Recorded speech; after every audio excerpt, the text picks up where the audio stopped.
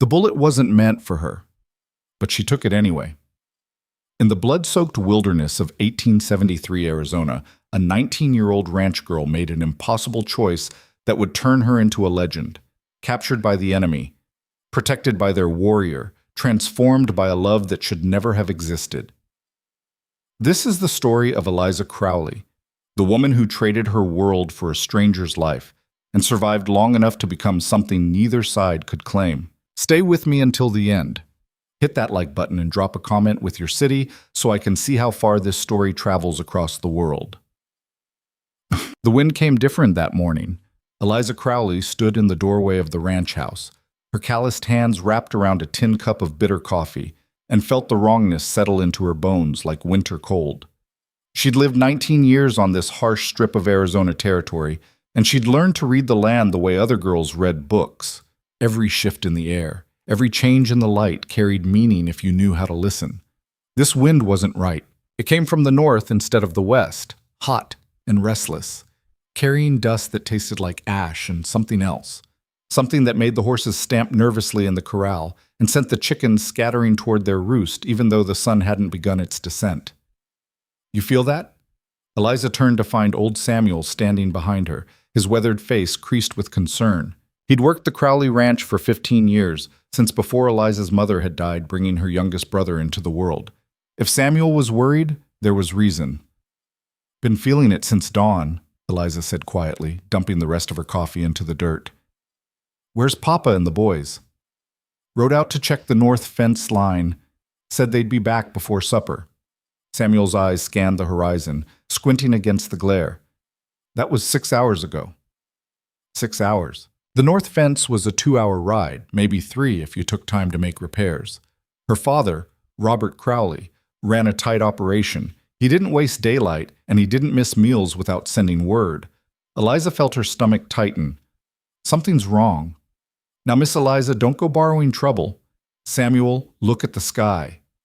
They both turned west, where the sun was beginning its slow descent toward the jagged mountains. But it wasn't the sun that held their attention. It was the dark smudge on the horizon, too thick for dust, too widespread for a single campfire.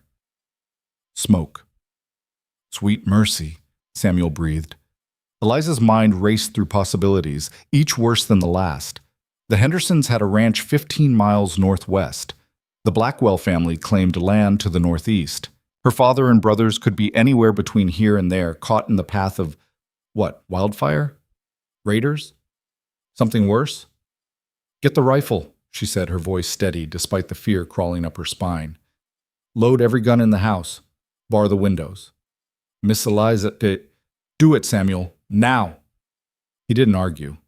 Whatever he saw in her face sent him moving, his old legs carrying him faster than she'd seen him move in years. Eliza watched him go, then turned back to that ominous smoke on the horizon. Her hands hurt. She'd burned them that morning, stupidly grabbing a hot pan without thinking, and now the blisters were starting to form across her palms. She'd wrapped them in clean cloth, but every movement sent sharp pain racing up her arms. Stupid. Careless. And now, when she might need steady hands more than ever, she was working with damaged ones. The wind picked up, stronger now, and brought with it a sound that made Eliza's blood run cold. Gunfire. Distant, sporadic, but unmistakable. Coming from the north. Samuel! She was running before she realized it, bursting through the doorway into the dim interior of the ranch house. Samuel, they're coming! The old man appeared from the back room, his arms full of rifles and ammunition. His face had gone pale, but his hands were steady as he began loading weapons with practiced efficiency. How many guns can you fire with those hands? He asked bluntly. Eliza looked down at her bandaged palms, then back up at Samuel. As many as I have to. They worked in tense silence, preparing the house for siege. Eliza's mind kept circling back to her father and brothers. Thomas, barely 16, always quick with a joke and slow to rise in the mornings. Daniel, 13, who could track a rabbit through solid rock and dreamed of seeing the ocean someday. And her father, stern and weathered, who'd carved this ranch from nothing and defended it against drought, disease, and every hardship the frontier could throw at them. Where were they? The gunfire was getting closer. Eliza positioned herself at the front window, a loaded Winchester in her aching hands, and watched the dirt road that led to their ranch. Beside her, Samuel took up position with an older rifle, his jaw set with grim determination. "If it comes to it," he said quietly, "you run. You hear me, girl? You get on a horse and you ride south, fast as you can. Don't look back. I'm not leaving you. Your daddy would skin me alive if I let anything happen to you. You're all he's got, Miss Eliza. You and those boys." Eliza didn't answer. She couldn't promise something she had no intention of doing. This was her home, her land, her family, and she would die before she abandoned any of it. The sun was lower now, painting the sky in shades of orange and red that looked too much like fire. The smoke on the horizon had grown thicker, and now Eliza could see shapes moving through it, riders, at least a dozen, coming hard and fast down the road. "Here they come," Samuel muttered. Eliza squinted, trying to make out details through the dust and fading light. Something was wrong with the way they rode. Too chaotic, too scattered. Then she saw the second group of riders behind them, pursuing, and her heart lurched. "Papa," she whispered. She recognized the lead horse, her father's big gray stallion, the one he'd raised from a colt. And there, slightly behind, Thomas on his paint mare, and Daniel on the little roan he'd gentled last summer. They were riding like hell itself was chasing them. Because it was. The pursuing riders wore no uniforms, carried no flags. They were a mixture of men, some in buckskin, others in stolen army gear, all armed and clearly intent on murder.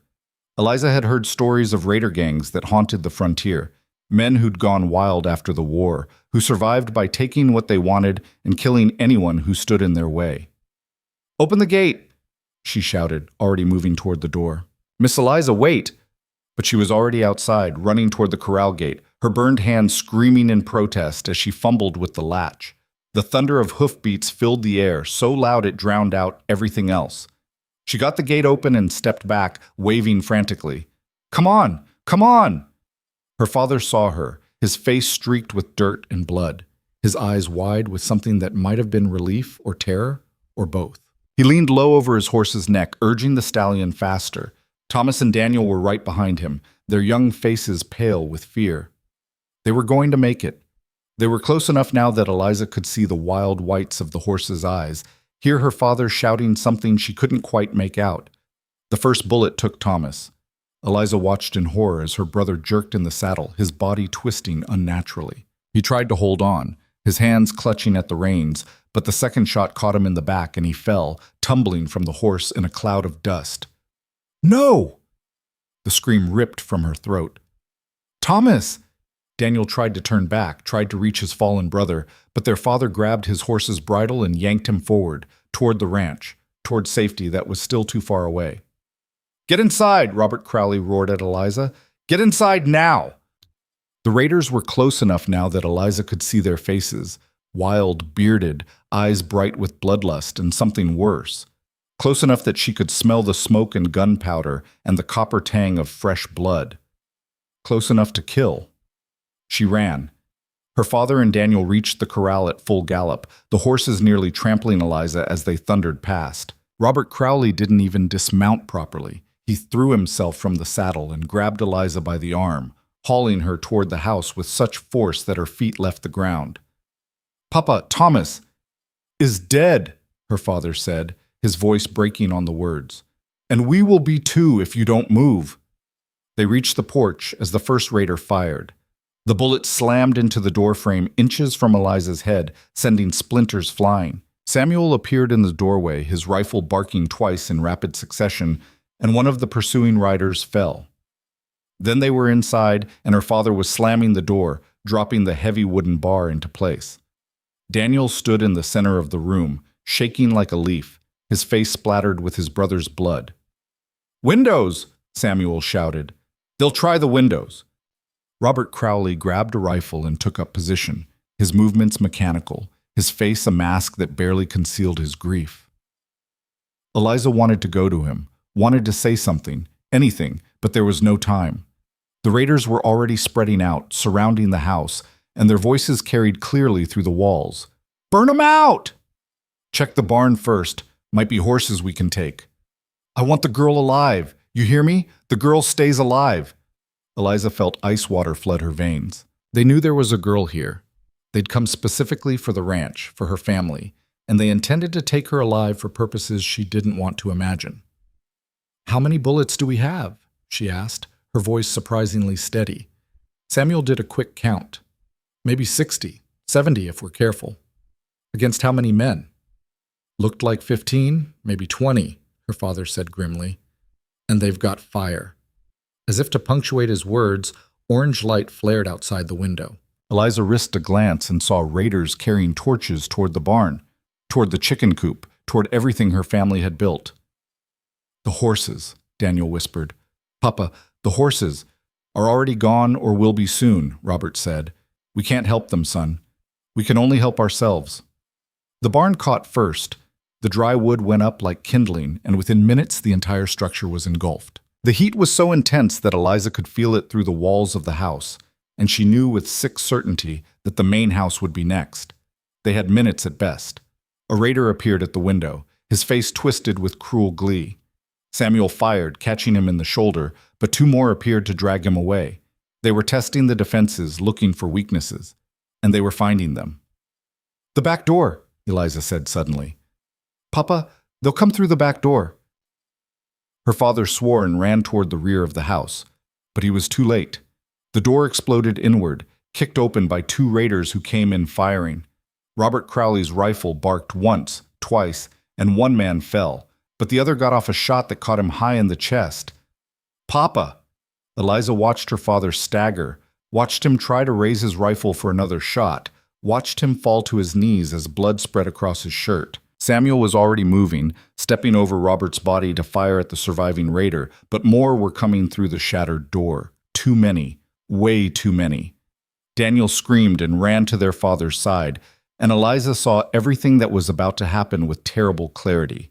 She raised her rifle despite the agony in her burned hands, despite the tears blurring her vision, despite the absolute certainty that they were all about to die. She fired. The lead raider went down. She worked the lever, fired again. Another man fell. But they kept coming, and her hands were slippery with blood from her reopened blisters, and Samuel was reloading, and Daniel was crying over their father's body, and something hit her from behind. The world exploded into white light and roaring sound, and then Eliza was falling, the rifle tumbling from her useless hands.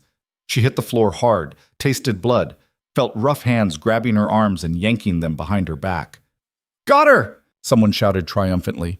"Got the girl!" Through the haze of pain and shock, Eliza saw Samuel fighting, saw him take a bullet and keep fighting, saw him fall. Saw Daniel try to run and get grabbed by a raider twice his size, saw her father's chest rise and fall once more, then go still. "Papa," she tried to say, but her mouth wouldn't form the words. Someone was dragging her, hauling her across the floor, over the threshold, out into the smoke-filled yard where the barn burned and the chickens lay dead, and her entire world was ending in fire and blood and screaming. "Please," she managed to whisper. "Please, my brother." "Shut her up," a voice commanded. The blow came from the side, hard enough to make her teeth rattle. Eliza tasted more blood and felt consciousness start to slip away. She fought it, trying to stay aware, trying to see what was happening to Daniel, but the darkness was pulling at her with insistent fingers. The last thing she saw before the blackness took her was flames. Great towering walls of fire consuming everything she'd ever known, ever loved, ever been. The ranch house collapsed inward with a sound like the world breaking, and somewhere in that inferno lay her father and Samuel, and probably Thomas too, all gone, all lost, all her fault. Then nothing. So?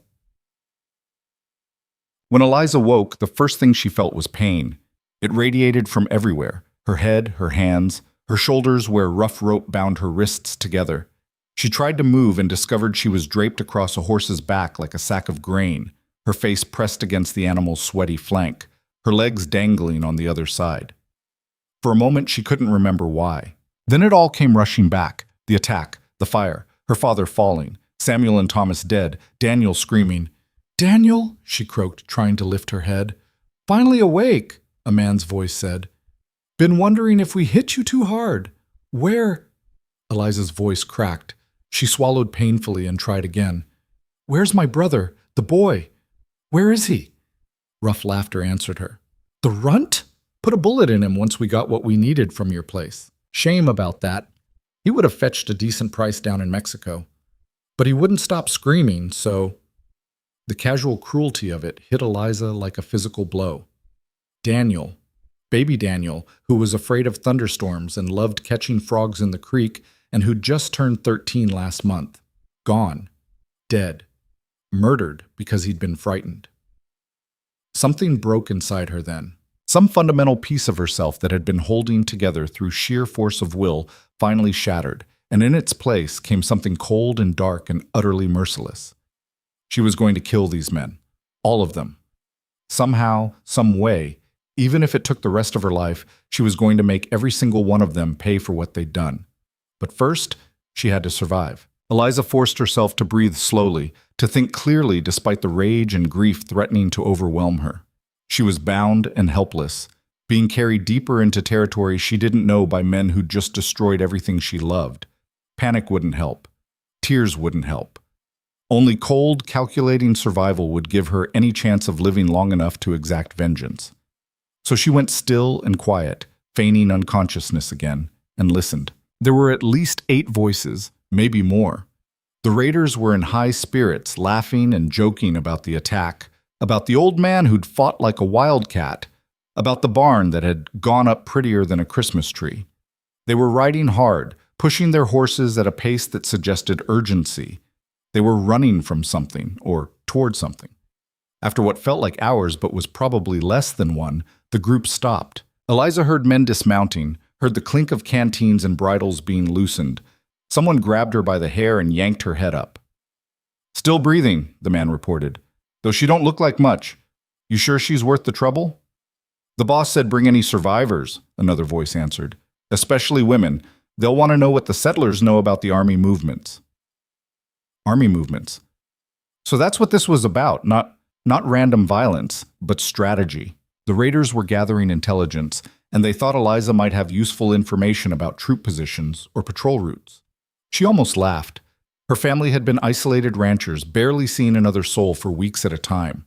They knew nothing about army movements, nothing about politics or war or whatever conflict was brewing in the territory. They just wanted to raise cattle and survive another season, and they died for it anyway. Someone cut the ropes binding her to the horse, and Eliza fell, hitting the ground hard.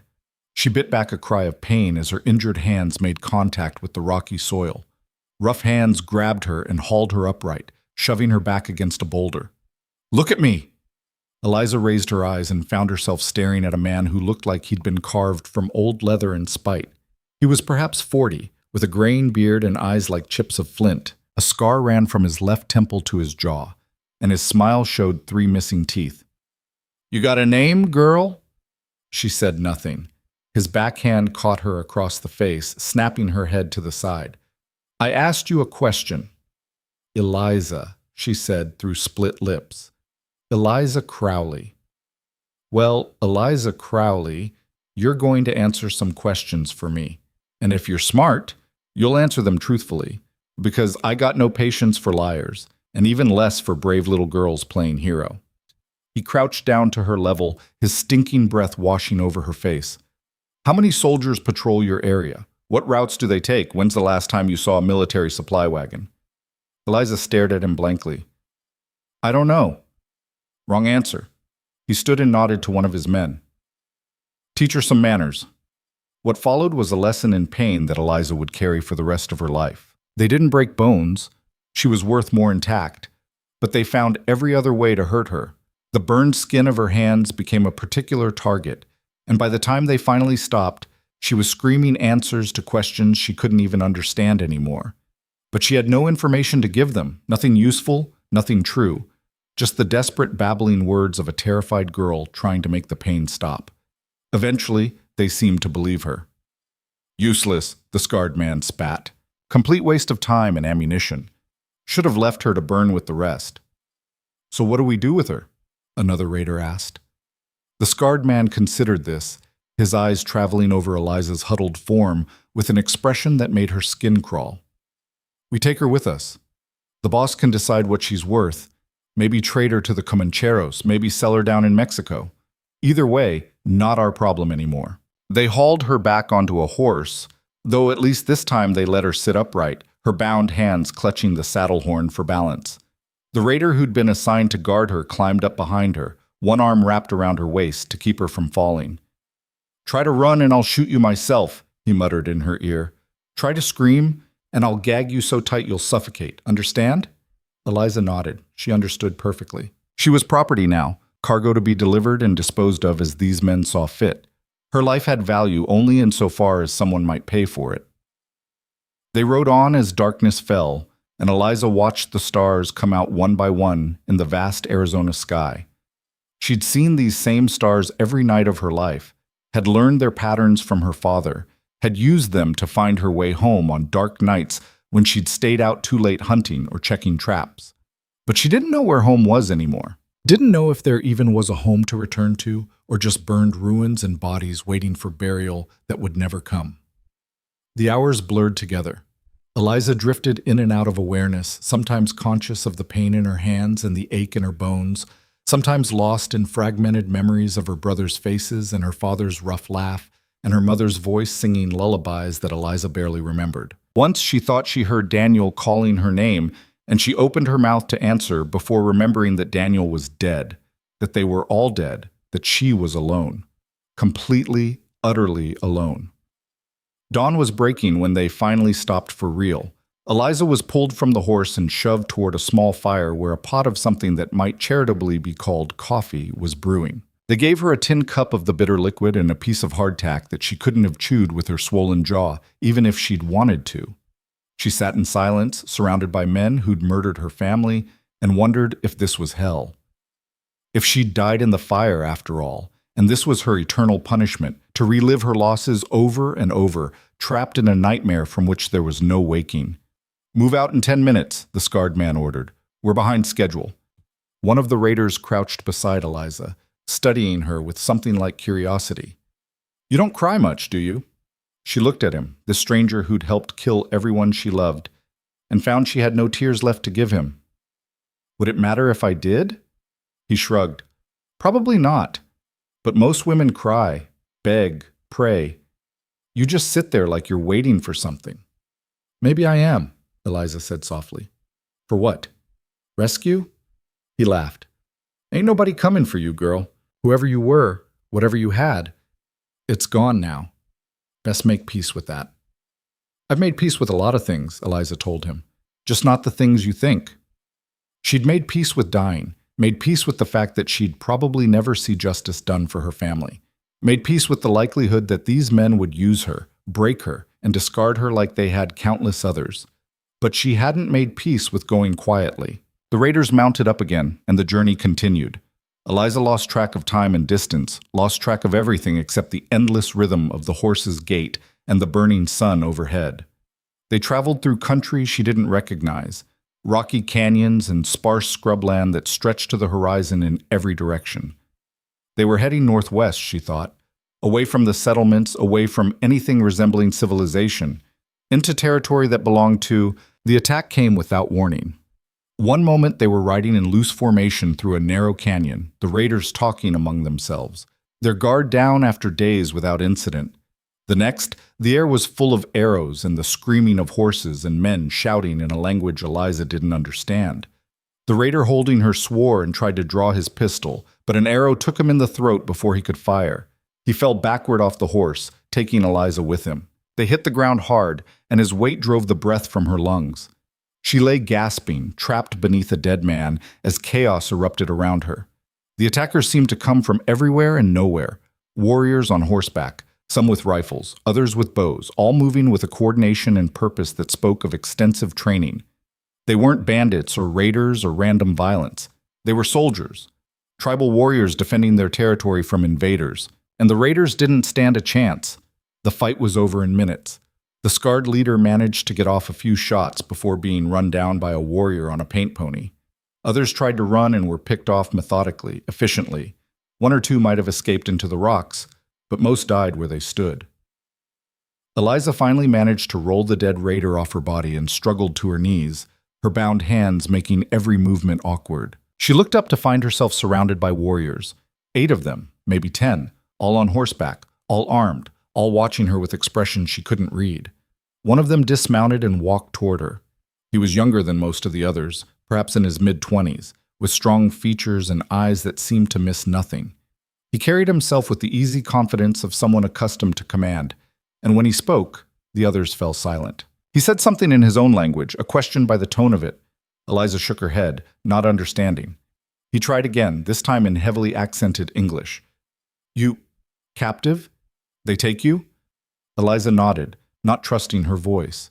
The warrior studied her for a long moment, taking in her bound wrists, her bruised face, her burned and bloody hands.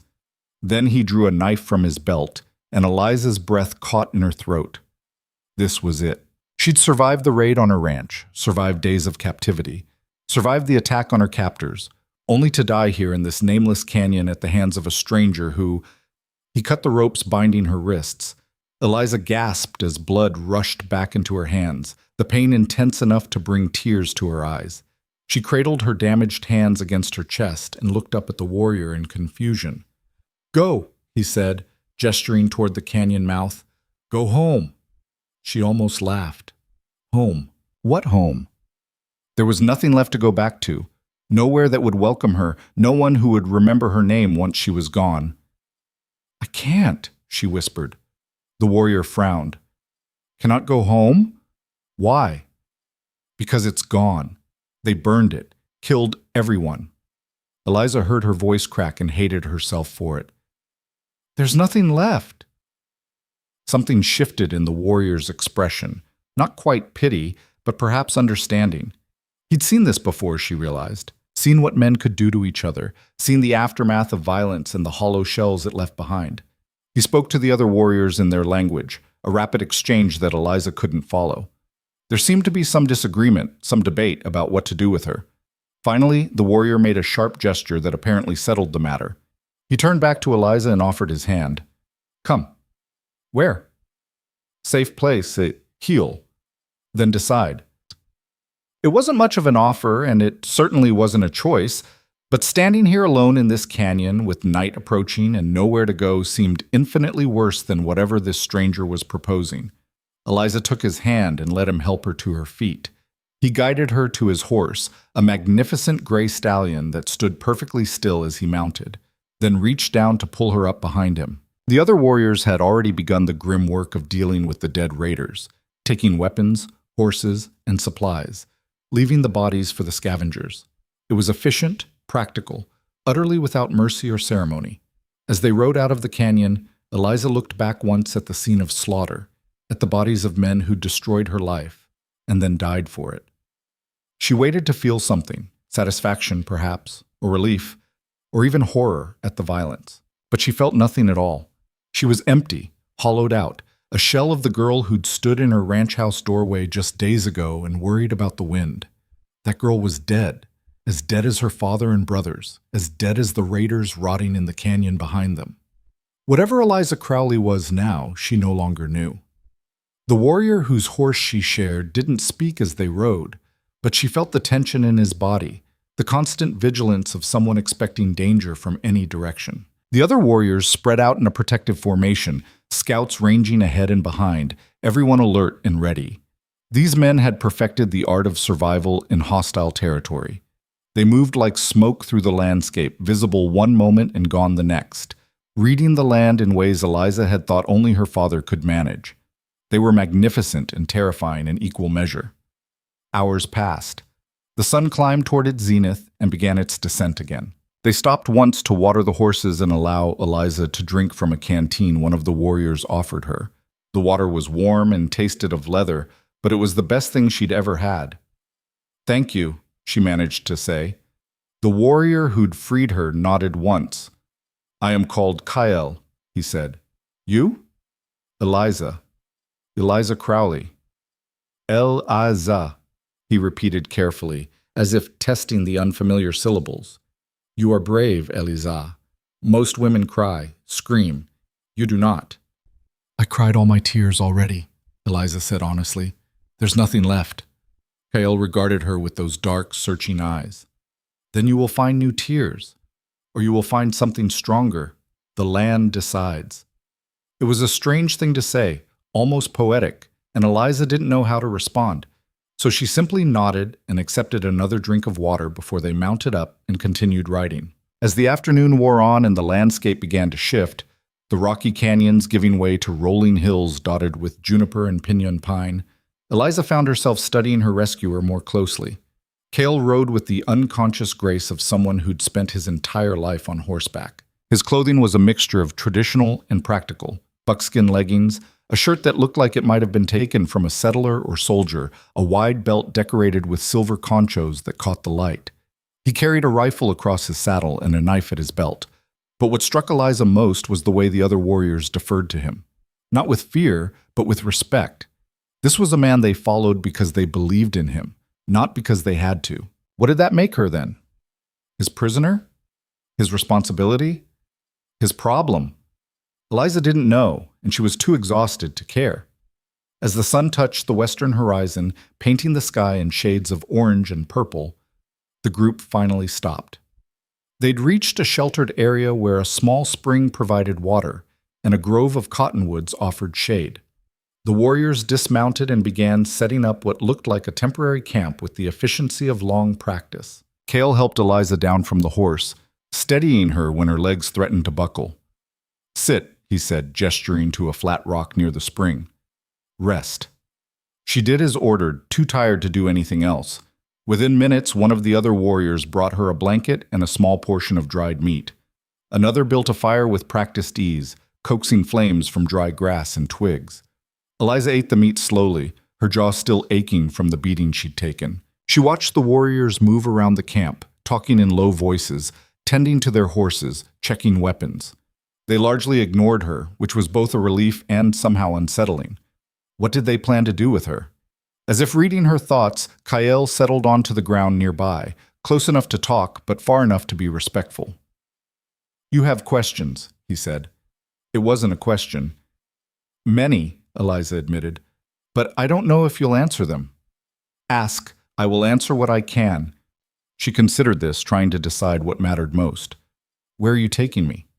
"To our people. Our main camp, 3 days' ride from here." Cale poked at the fire with a stick, sending sparks spiraling into the darkening sky. "You will be safe there, fed, given shelter. When you are healed, you can choose." "Choose what?" "Your path. Stay, go. Travel to another settlement if you wish. No one will force you." It sounded too good to be true, too easy. "Why would you do that? Why save me at all? Those men killed some of yours, didn't they? Why not just leave me with them?" Kael was quiet for a long moment, his expression unreadable in the firelight. "Those men you traveled with, they were not the first to cross our land. Will not be the last. They kill our hunters, steal our horses, burn our homes, just as they did to you." The parallel struck Eliza like a blow. She'd been so focused on her own loss that she hadn't considered that these warriors might understand her grief better than anyone else could. They'd lived through what she was living through now, the destruction of home, the murder of family, the endless cycle of violence that defined the frontier. "I'm sorry," she said softly, "for what they did to your people." Cale looked at her then, really looked at her, and something in his expression softened fractionally. "And I am sorry for yours. Loss is loss, Eliza. The color of skin does not change the weight of grief." They sat in silence after that, watching the fire burn down to embers. Around them, the other warriors settled in for the night, posting guards, wrapping themselves in blankets against the desert cold. Eliza found herself shivering despite the fire, and Kael noticed. Without a word, he retrieved another blanket and draped it over her shoulders. "Sleep," he said. "Tomorrow we ride hard. You will need your strength." "I don't think I can sleep," Eliza admitted. Every time she closed her eyes, she saw flames and heard screaming. "Then rest," Kael amended, "and know that you are protected here. No harm will come to you while you travel with us. This I promise." It was a promise from a stranger, a man whose language she barely spoke and whose people she'd been taught to fear. But something in Kael's steady gaze, in the quiet certainty of his words, made Eliza believe him. She pulled the blanket tighter and leaned back against the rock, watching the stars emerge in the vast canopy of sky above. The same stars she'd seen her entire life, unchanged by the horrors of the past days, indifferent to human suffering and loss. And yet, somehow, their permanence was comforting. Eliza closed her eyes, and despite everything, she slept. She woke to the sound of horses and low voices speaking in a language that rolled like distant thunder. For one merciful moment, Eliza forgot where she was, forgot everything that had happened. Then reality crashed back with the weight of a collapsing building, and she had to fight the urge to curl into herself and never move again. The camp was already stirring. Warriors moved with quiet efficiency, saddling horses and packing supplies, while the eastern sky slowly bled from black to deep purple. Eliza sat up, every muscle in her body screaming protest, and tried to orient herself in this strange new world she'd stumbled into. Kael appeared beside her with a canteen and what looked like strips of dried venison. "Eat," he said simply. "We leave soon." Her hands shook as she took the food, and not just from hunger. The burns had blistered badly overnight, the wrapped cloth sticking to the damaged skin. Kael noticed immediately, his expression darkening. "Show me," he commanded, crouching down to her level. Eliza hesitated, then unwrapped the filthy bandages. The sight made her stomach turn. The blisters had burst, leaving raw, weeping flesh that was already showing signs of infection. Kael made a soft sound that might have been sympathy or concern, then called out to one of the other warriors. The man who approached was older than the others, his face a map of weathered lines and old scars. He carried a small leather pouch and knelt beside Eliza without speaking. When he reached for her hands, she instinctively pulled back. "He will help," Kael said. "Nashota knows healing. Trust him." Trust. Such a simple word for something so impossibly difficult. But what choice did she have? Eliza forced herself to remain still as the older warrior examined her hands, his touch surprisingly gentle despite his calloused fingers. He spoke to Kael in their language, his tone grave. "He says the burns are bad," Kael translated. "Without treatment, you will lose use of your hands, perhaps lose the hands themselves." Fear spiked through Eliza's chest. Her hands were everything, her tools for survival, her means of defending herself, her connection to the work she'd done alongside her father and brothers. Without them, she was nothing. "What can he do?" she asked, hating how small her voice sounded. Nashota was already working, pulling various items from his pouch. He mixed something in a small wooden bowl, herbs and what looked like animal fat, ground together into a thick paste.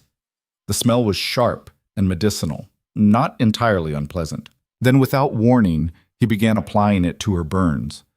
Eliza bit down hard on her lip to keep from screaming. The paste burned like liquid fire, worse than the original injury, worse than anything she'd ever felt. Tears streamed down her face, but she refused to make a sound, refused to show weakness in front of these men who were watching her with expressions that ranged from curiosity to respect. "Breathe," Kael said quietly, his hand suddenly on her shoulder. "The pain will pass." She wanted to tell him he was a liar, that nothing this agonizing could possibly pass. But then something strange happened. The burning began to fade, replaced by a cooling sensation that spread through her hands like water over hot stones. The relief was so sudden and complete that Eliza actually gasped. Nashota nodded, satisfied, and began wrapping her hands in clean strips of soft leather. He spoke again to Kael, longer this time, with occasional glances at Eliza. "He says you must keep the wrappings on for 3 days, Kael explained. "He will change them each night and apply fresh medicine. If you're fortunate, your hands will heal without permanent damage. If you are not," he shrugged, "we will see." "Thank you," Eliza said, looking at Nashota directly. The old warrior's expression didn't change, but he inclined his head slightly before gathering his supplies and moving away. They broke camp with the same efficiency they'd shown the night before. Eliza was helped onto Kael's horse again, though this time she felt less like cargo and more like a passenger. As they rode out into the brightening morning, she found herself studying the landscape with new eyes. The country was harsh but beautiful in its austerity. Rolling hills covered in sparse vegetation, distant mountains that seemed to float in the hazy air, and everywhere the sense of vast, empty space that made Eliza feel simultaneously insignificant and strangely liberated. This was land that didn't care about human conflicts or territorial claims. It simply existed, indifferent and eternal. They rode hard that first day, stopping only briefly to rest the horses and allow Eliza to attend to her needs with what little privacy could be managed in the open desert. The warriors maintained a careful watch at all times, scouts ranging far ahead and to either side, everyone alert for danger. "You expect trouble," Eliza observed during one of their brief stops. Kale was checking his horse's hooves, his movements practiced and efficient. "We always expect trouble. The ones who do not are the ones who die."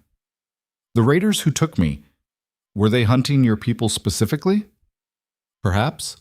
Perhaps they were simply hunting whatever they could find." Kyle straightened, wiping his hands on his leggings. "Your people and mine. We fight over this land. But men like those raiders, they care nothing for land or honor. They only want what they can take." It was the most he'd said to her since they'd started riding, and Eliza seized the opportunity to learn more. "How long have you been fighting? Your people and mine?" Kyle's expression grew distant. "Longer than I have lived. Longer than my father lived. Perhaps longer than his father. The fighting is like the wind. It comes and goes, but it never truly stops." "That's a bleak way to see the world." "It is an honest way." He looked at her then, his dark eyes searching her face. "You have seen what honesty looks like, Eliza. Your family died because men wanted what you had. My people die for the same reason. Where's the difference?" Eliza wanted to argue, to defend her people, to claim some moral high ground. But the words stuck in her throat because he was right. The raiders who'd destroyed her ranch had been white men, settlers, or former soldiers turned feral. They'd killed her family for profit and sport, no different than anyone else who killed for gain. "There isn't one," she admitted quietly. "We're all just trying to survive." Something shifted in Kyle's expression. Approval, perhaps, or recognition of a shared truth. "Yes," he said, "and some of us survive better than others." They mounted up again and continued riding. As the sun climbed toward its peak, the heat became oppressive, waves of it rising from the rocky ground in shimmering curtains. Eliza's throat grew parched despite regular sips from the canteen Kyle shared with her, and she marveled at how the warriors seemed unbothered by conditions that were making her dizzy with discomfort. "How much farther?" she asked at one point, her voice hoarse. 2 days? Perhaps less if the horses hold strong." Kale adjusted his grip on the reins. "Are you well enough to continue?" The question surprised her. These men owed her nothing, yet Kyle seemed genuinely concerned for her welfare. "I'll manage," she said. "I don't have much choice, do I?" "There is always choice, Eliza, even when it seems there is not." It sounded like something her father might have said, and the thought sent a fresh wave of grief through her chest. She fell silent after that, content to simply hold on and endure. That evening, they made camp in a sheltered canyon where water trickled from a crack in the rock face, creating a small pool surrounded by lush grass. The warriors set up their temporary camp with the same quiet efficiency, and Eliza found herself assigned a spot near the fire where she could rest while Nashoda tended to her hands. The medicine ceremony was just as painful as the first time, but Eliza was prepared for it now. She gritted her teeth and focused on breathing while the old warrior cleaned and reapplied his paste, then rewrapped her hands in fresh leather. When he was done, he said something to her in his language, the first time he'd addressed her directly. "He says you are strong," Kyle translated from where he sat nearby. "That most white women would have fainted or cried out. He is impressed." "Tell him I'm not most women," Eliza said, then immediately felt foolish for such bravado. But Kyle smiled, the first genuine smile she'd seen from him, and relayed her words. Nashoda's weathered face creased into what might have been amusement, and he nodded once before moving away. "You have earned his respect," Kyle told her. "That is not easily done." "What about yours?" The question came out before Eliza could stop it. Kyle regarded her thoughtfully. "I do not yet know you well enough to give or withhold respect. But I think perhaps you are not what I expected when I first saw you in that canyon." "What did you expect?" "A victim, someone broken, waiting to die or be saved." He poked at the fire with a stick. "Instead, I find someone who still has fight in her eyes, even after losing everything. That interests me." It should have felt invasive, being analyzed like this. But instead, Eliza found herself oddly pleased by his assessment. She had survived when she should have died. She was still here, still breathing, still capable of anger and grief, and the stubborn refusal to simply lie down and quit. My father used to say that Crowleys don't know when to give up, she said, that it was our greatest strength and our greatest weakness. Perhaps he was wise, your father.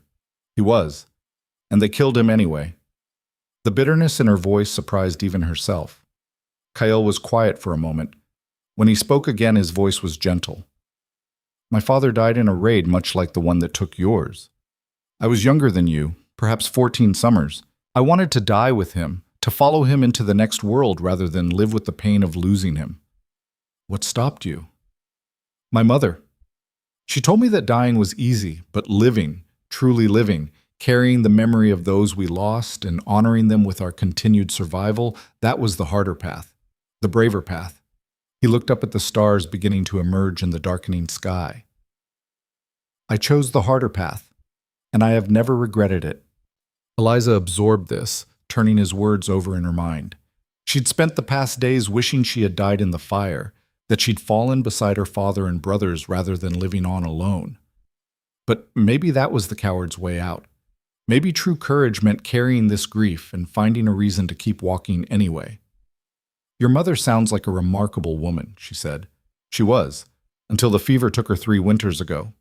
Kael's expression was unreadable. Now I carry her memory too, along with my father's and my brother's and all the others who have gone ahead.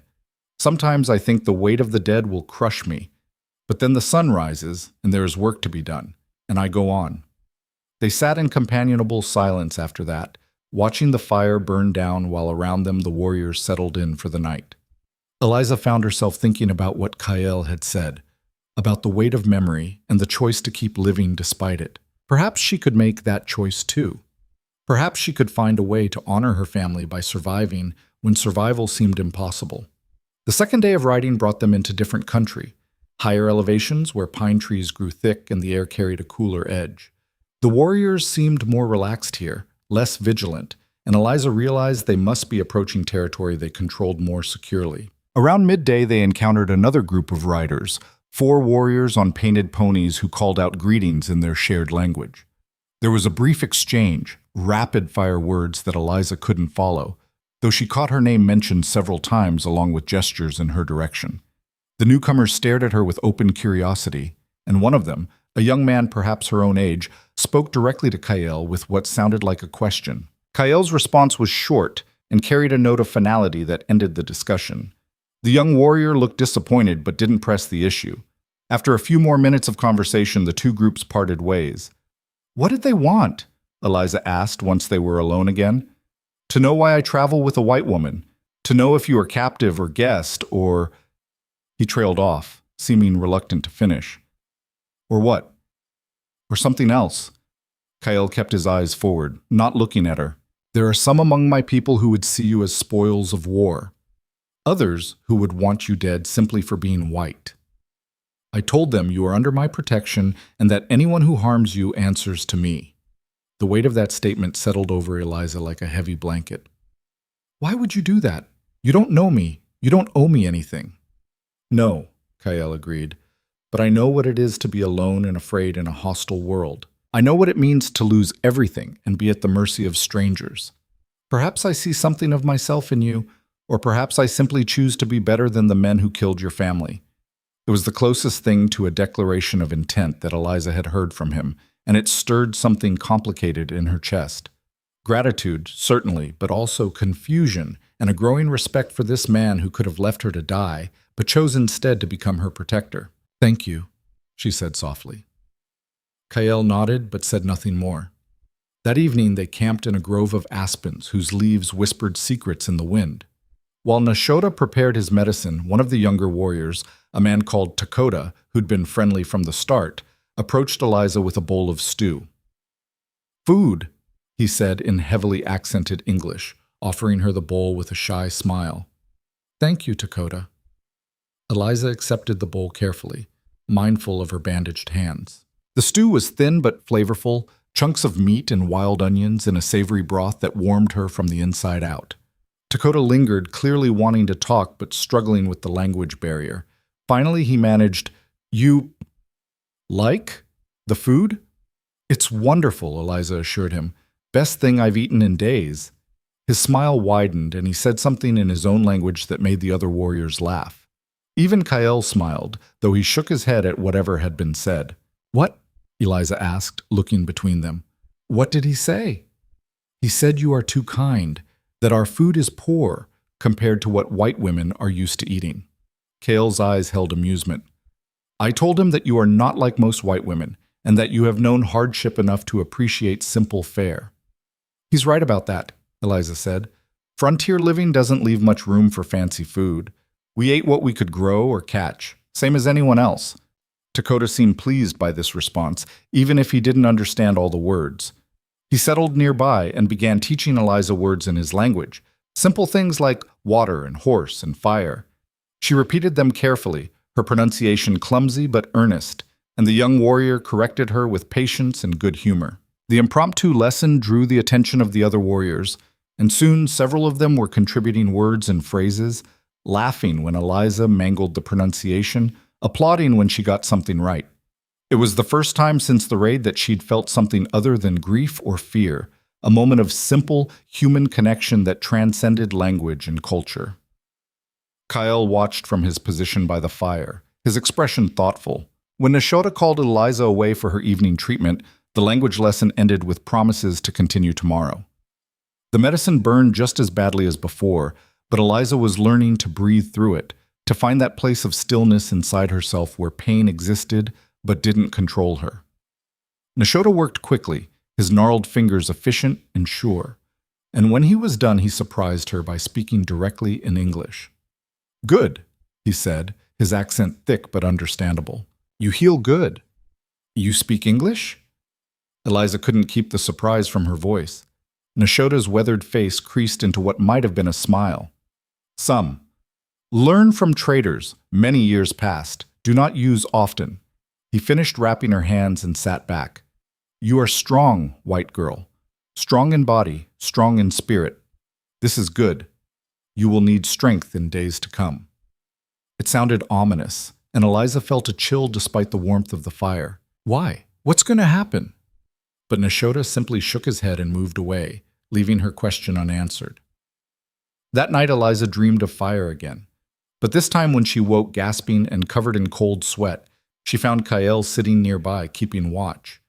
"You cried out," he said quietly. "I thought perhaps you were in pain." "Just dreams," Eliza managed, trying to slow her racing heart. "The same ones every night. The raid?" She nodded, not trusting her voice. Kyle was silent for a long moment. "The dreams will fade in time. Not disappear, but become less sharp, less real." "Did yours?" "Eventually. Though there are still nights when I wake and expect to see my village burning, my family bleeding." He poked at the embers of the dying fire. "We carry our ghosts with us, Eliza. The trick is not letting them become heavier than the living." It was profound in its simplicity, and Eliza found herself grateful for his presence. Not just as her protector, but as someone who understood the weight she carried because he carried his own. "Stay," she said impulsively. "Until I fall asleep again? I don't want to be alone with the dreams." She expected him to refuse, to maintain the proper distance between captor and captive, though which of them was which, she no longer knew. Instead, Kyle settled more comfortably against the tree he'd been leaning on and nodded. "Sleep," he said. "I will keep watch." And somehow, with his quiet presence standing guard against the nightmares, Eliza managed to find a few hours of dreamless rest. The third day brought them into country that was clearly familiar to the warriors. They rode with less caution now, calling out to each other and even singing, a rhythmic chanting that seemed to match the pace of the horses' hooves. The land had changed again, becoming a mix of high desert and mountain meadow, with distant peaks rising like jagged teeth against the impossible blue of the sky. "We are close now," Kyle told her as they paused to water the horses at a swift-running stream. "Perhaps 3 hours more, and we will reach the main camp." Eliza felt a flutter of nervousness in her stomach. "What will happen when we get there? Will I be—" She struggled to find the right word. "What will I be to them?" Kael considered this carefully before answering. You will be what I say you are, a guest under my protection. But there will be those who question this, who will want to know why I bring a white woman into our home. You must be prepared for hostility. I understand hostility, Eliza said grimly. I've faced it before. Not like this. Not from an entire village who see in your face the deaths of their families, the loss of their lands. Kael's expression was serious. You must be strong, Eliza, and you must trust that I will not let harm come to you. Trust again. That word that meant everything and nothing. But what choice did she have except to trust this man who'd shown her more kindness than anyone had a right to expect? I'll do my best, she promised. They mounted up and rode on. As they crested a final rise, the camp spread out below them, a collection of hide dwellings arranged in a rough circle along a river valley, smoke rising from cook fires, horses grazing in a nearby meadow, and people moving about their daily tasks. It was larger than Eliza had expected, perhaps 200 souls or more, and as their group descended toward it, she saw heads turning, people stopping their work to stare at the returning warriors and their unusual companion. Kael called out something in his language, and several people came running to greet them. There was a flurry of conversation, rapid questions and answers that Eliza couldn't follow, but she felt the weight of dozens of eyes upon her, some curious, some suspicious, some openly hostile. An older woman pushed her way through the crowd, her face a mask of fury. She shouted something at Kael, gesturing violently toward Eliza, and even without understanding the words, the message was clear. She wanted Eliza gone.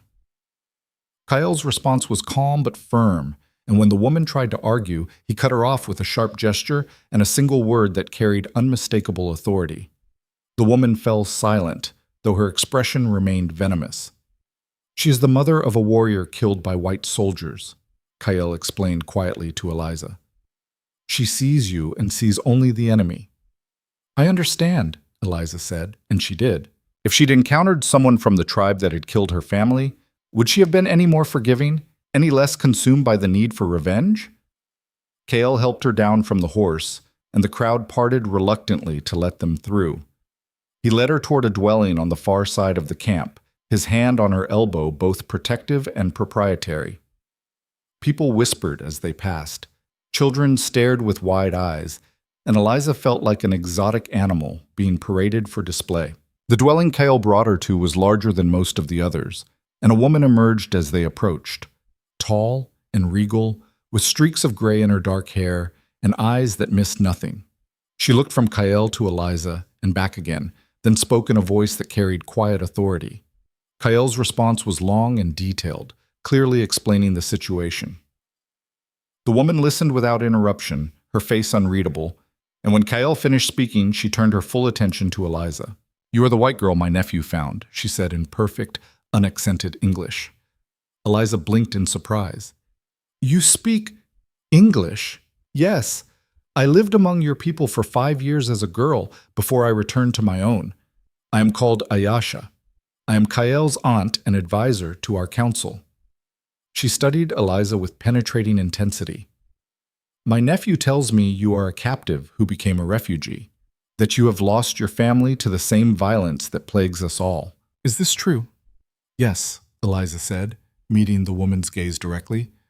The raiders who took me killed my father and brothers, burned our ranch. They were planning to sell me in Mexico before your warriors attacked them. Ayasha nodded slowly. And you understand that by bringing you here, Kael has made himself responsible for you? That your actions reflect upon him, and any wrong you commit will be answered by his blood as well as yours? The weight of that responsibility settled heavily on Eliza's shoulders. I didn't ask for that. No, but it is done regardless. Ayasha glanced at her nephew. You may go, Kael. I will speak with the girl alone. For a moment, Eliza thought Kael might refuse, but he simply nodded and walked away, leaving her alone with this intimidating woman who held her fate in her hands. Ayasha gestured for Eliza to follow her into the dwelling. Inside, the space was surprisingly comfortable. Sleeping furs arranged along the walls, a fire pit in the center, various tools and containers hung neatly from the framework. It spoke of a life that was different from what Eliza had known, but no less organized or civilized. Sit, Ayasha commanded, settling herself onto a fur. Eliza did as ordered, her bandaged hands folded carefully in her lap. "Let me see," Ayasha said, nodding toward Eliza's hands. Reluctantly, Eliza unwrapped the leather bindings. The burns looked better than they had, less angry, the blistering starting to heal. Ayasha examined them with a healer's eye, then nodded approvingly. "Nashota's medicine is powerful. You will regain full use if you are careful and patient." She rewrapped the hands herself, her movements gentle but efficient. "Now, tell me your story. All of it from the beginning. Leave nothing out." So Eliza told her about the ranch, about the wind that had warned her something was wrong, about her father and brothers riding out to check the fence line and never coming back, about the attack, the fire, Thomas falling from his horse with a bullet in his back, about the captivity, the beatings, the casual cruelty of men who saw her as nothing more than merchandise, and about Kael freeing her, bringing her here, offering protection she hadn't asked for but desperately needed. Ayasha listened without interruption, her face revealing nothing. When Eliza finished, silence stretched between them for a long moment. "You have survived much," Ayasha finally said. "But survival is only the beginning. The question now is what you will do with the life you have been given." "I don't know," Eliza admitted. "I don't know what I'm supposed to do or who I'm supposed to be now that everything I was is gone." "Then you will learn. You will watch and listen and adapt, or you will die." Ayasha's bluntness was startling but somehow refreshing. "My nephew has claimed you as his responsibility, which means you are now part of our people, whether we like it or not. Some will accept this. Most will not. You must prove yourself worthy of the protection Kael has offered." "How?" "By working, by contributing, by showing that you are not simply a burden to be carried, but a person of value." Ayasha stood, signaling the conversation was over. "You will stay here, in my dwelling. You will help with the work, cooking, cleaning, tending to whatever needs tending. And you will learn our ways, our language, our customs. If you do this with humility and respect, perhaps you will find a place among us. If you do not—" She didn't finish the sentence. She didn't need to. Eliza nodded, understanding perfectly. This was her trial, her test. She would prove herself useful or she would be cast out, or worse. "I'll do whatever is required," she said. "Good." Ayasha moved toward the entrance, then paused. "One more thing, white girl.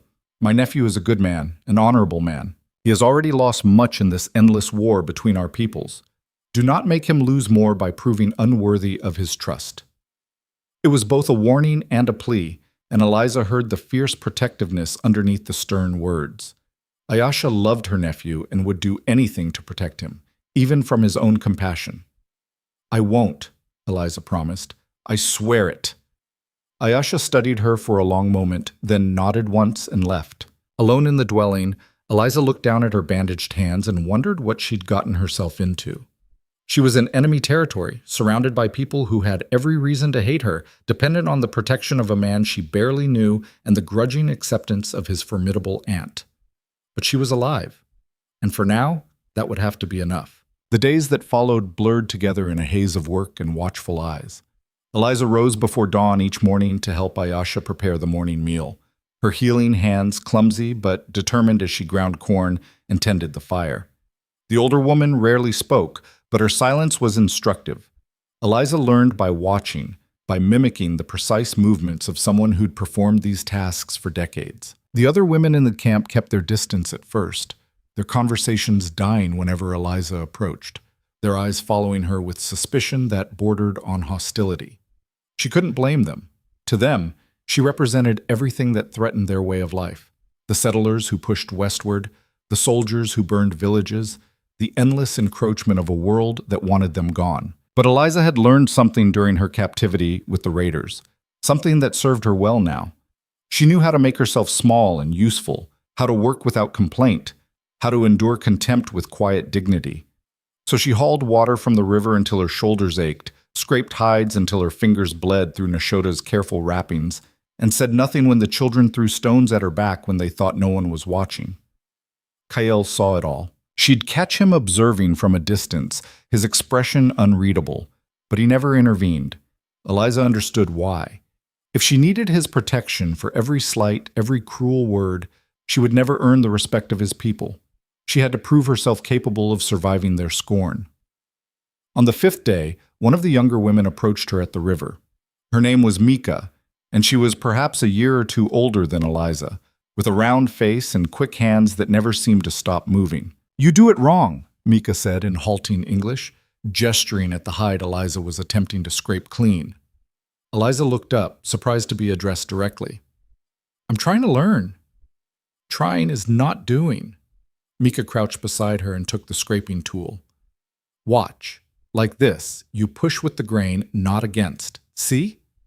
She demonstrated the technique with practiced ease, and Eliza watched carefully, memorizing the angle of Mika's hands, the rhythm of her strokes. When Mika handed the tool back, Eliza tried again, and this time the hide began to clean properly. "Better," Mika said, something that might have been approval flickering across her face. "You learn fast for a white woman." It wasn't exactly a compliment, but it wasn't an insult either. Eliza took it as the small victory it was. From that day forward, Mika became her unofficial teacher. The young woman showed Eliza how to tan hides properly, how to identify edible plants from poisonous ones, how to weave baskets tight enough to hold water. She corrected Eliza's mangled attempts at their language with patient persistence, teaching her the words for common objects and simple phrases. "Why are you helping me?" Eliza asked one afternoon as they worked side by side repairing a torn dwelling cover. Mika was quiet for a long moment, her needle moving in and out of the hide with mechanical precision. "My husband was killed by white soldiers 2 winters past. I hated all white people after that. Wanted them dead, wanted them to suffer as I had suffered." She paused, her hands stilling. "But then I think, what does my hatred change? Does it bring back my husband? Does it stop the soldiers from coming? No. It only makes my own heart heavy and bitter." She looked at Eliza directly. "You did not kill my husband. You did not burn my village. You are just a girl, alone and far from home, trying to survive, same as me, same as all of us." The simple humanity of it brought tears to Eliza's eyes, the first she'd shed since the night of the raid. "I'm sorry for your loss," she said quietly. "I'm sorry for all of it." Mika reached out and squeezed her shoulder briefly. "I know, and I'm sorry for yours." Then she went back to her sewing, the moment of connection passing as quickly as it had come. But something had shifted. Word of Mika's acceptance spread through the camp, and while many still regarded Eliza with suspicion, the open hostility began to fade. Women would nod to her in passing now, children stopped throwing stones, and occasionally someone would offer a word of instruction or a piece of food without being asked. It wasn't friendship, not yet, but it was the beginning of something that might become acceptance. Kale watched these changes with quiet satisfaction. He'd been busy with his own responsibilities, hunting parties to lead, scouts to coordinate, disputes to settle, but he still found time to check on Eliza's progress. Sometimes he'd appear at the river where she was working and sit nearby, not speaking, just present. Other times he'd bring her items she needed, a new scraping tool when hers broke, a warmer blanket as the nights grew colder, a pair of soft leather shoes to replace her worn boots. "You don't have to do this," Eliza told him one evening when he arrived with a bowl of stew that Ayasha had prepared. "I can take care of myself." Kyle settled onto the ground beside her, his movements graceful despite his size. "I know you can, but that does not mean you should have to." He gestured at her hands, which were nearly healed now, the new skin pink and tender, but whole. "You are stronger than I expected, Eliza. Stronger than most." "I had good teachers." She accepted the bowl gratefully, savoring the warmth and the rich smell of meat and herbs. "Your people have been kinder than they had any reason to be." "Some have. Others still wish I had left you in that canyon." His tone was matter of fact, neither bitter nor resigned. "But they see now that you work hard, that you do not complain or demand special treatment. This matters to them." "And to you?" The question came out before Eliza could stop it. "Does it matter to you?" Kyle was silent for a long moment, his eyes fixed on the distant mountains where the sun was beginning its descent. "Yes," he finally said. but not for the reasons you might think. What reasons, then? He looked at her, and something in his expression made Eliza's breath catch. Because I see in you the same fire that burns in my people. The same refusal to surrender even when surrender would be easier. The same determination to survive despite everything. He paused. And because when I look at you, I do not see a white woman or an enemy. I see only Eliza. The intimacy of hearing her name without the careful pronunciation, spoken with an accent that turned it into something both familiar and exotic, sent warmth flooding through her chest. She wanted to say something profound, something that would match the weight of his words, but all that came out was, I see you too, Kael, not as my captor or my protector, but as someone I'm glad to know. It was inadequate, clumsy, but Kael smiled, that rare, genuine smile that transformed his entire face, and Eliza felt as if she'd given him something precious. They sat together in comfortable silence as the stars emerged one by one in the darkening sky, and Eliza realized with a start that she was almost happy, not in the way she'd been happy before. That innocent, uncomplicated joy of her old life was gone forever, but this was something different, something deeper. A contentment born from surviving horror and finding unexpected connection on the other side. The peaceful interlude shattered 3 weeks after Eliza's arrival. She was at the river with Mika and several other women, washing clothes and gossiping in the easy way they'd begun to include her in, when a rider came thundering into camp. His horse was lathered with sweat, and his shouts brought people running from every direction. Eliza couldn't understand all the words, but she caught enough to know something terrible had happened. Soldiers. Attack. Dead warriors. The camp erupted into controlled chaos as men grabbed weapons and women began gathering children. Kael appeared at a run, already armed, his face set in grim lines. He spoke rapidly with the messenger, asking sharp questions, and Eliza saw his expression grow darker with each answer. When the conversation ended, he started issuing orders, and warriors began mounting their horses with urgent efficiency. Kael! Eliza called out, pushing through the crowd. What's happening? He turned, and for a moment she saw something raw and terrible in his eyes, rage and grief and the weight of impossible choices. Soldiers attacked one of our hunting parties, killed 3 men, wounded 2 others. They're tracking the survivors this direction. How many soldiers? Perhaps 20, perhaps more. He checked his rifle, his movements automatic. We must intercept them before they reach the camp, before they discover we're here. Eliza's mind raced. 20 soldiers against however many warriors Kael could muster. The odds might be manageable, but men would die on both sides. More death, more grief, more fuel for the endless cycle of violence that consumed this land. Let me come with you, she said impulsively. Kael stared at her as if she'd lost her mind. Absolutely not. I can help. I can speak to them. Maybe negotiate. Negotiate? His laugh was harsh. These are not men who negotiate, Eliza. They're soldiers who see us as less than human, who will kill you as easily as they would kill any of us. You would be throwing your life away for nothing. My life is mine to throw away, Eliza shot back. And maybe I can make a difference. Maybe I can stop some of this killing before it starts. No. The single word carried absolute finality. Kael grabbed her shoulders, his grip gentle but firm. You will stay here where it is safe. You will help guard the camp with the women and elders. This I command. Before Eliza could argue further, he was gone, swinging onto his horse and leading the war party out of camp at a gallop. She watched them disappear into the gathering dusk, her heart hammering with fear and frustration and something else she couldn't quite name. Ayesha appeared at her elbow. Come, there is work to be done. The older woman organized the camp's defenses with calm efficiency. Weapons were distributed to anyone capable of using them, children were gathered into the most defensible dwellings, and sentries were posted on the surrounding hills. Eliza found herself armed with a rifle and positioned near the camp's eastern approach, alongside Mika and 2 older women whose husbands had ridden out with Kael. Can you shoot? Mika asked, eyeing the rifle in Eliza's hands. My father taught me. Eliza checked the weapon, her movements sure despite her nervousness. I'm not as good as my brothers were, but I can hit what I aim at. Then let us hope you do not have to prove it. The waiting was agonizing. Hours crawled by with no word from the war party, no sound except the wind in the trees and the nervous stamping of the penned horses. Eliza's hands grew slick with sweat on the rifle stock, and she had to force herself to breathe slowly, to stay calm and alert. When the gunfire finally erupted, it came from the northwest. Sharp cracks that echoed off the canyon walls, followed by shouting in English and the language of Kael's people. The battle had been joined, and there was nothing the women in camp could do except wait and pray that their men would return. More gunfire. The screaming of horses. A sound that might have been a death cry, though Eliza couldn't tell from which side. She gripped her rifle tighter and scanned the darkening landscape for any sign of approaching soldiers.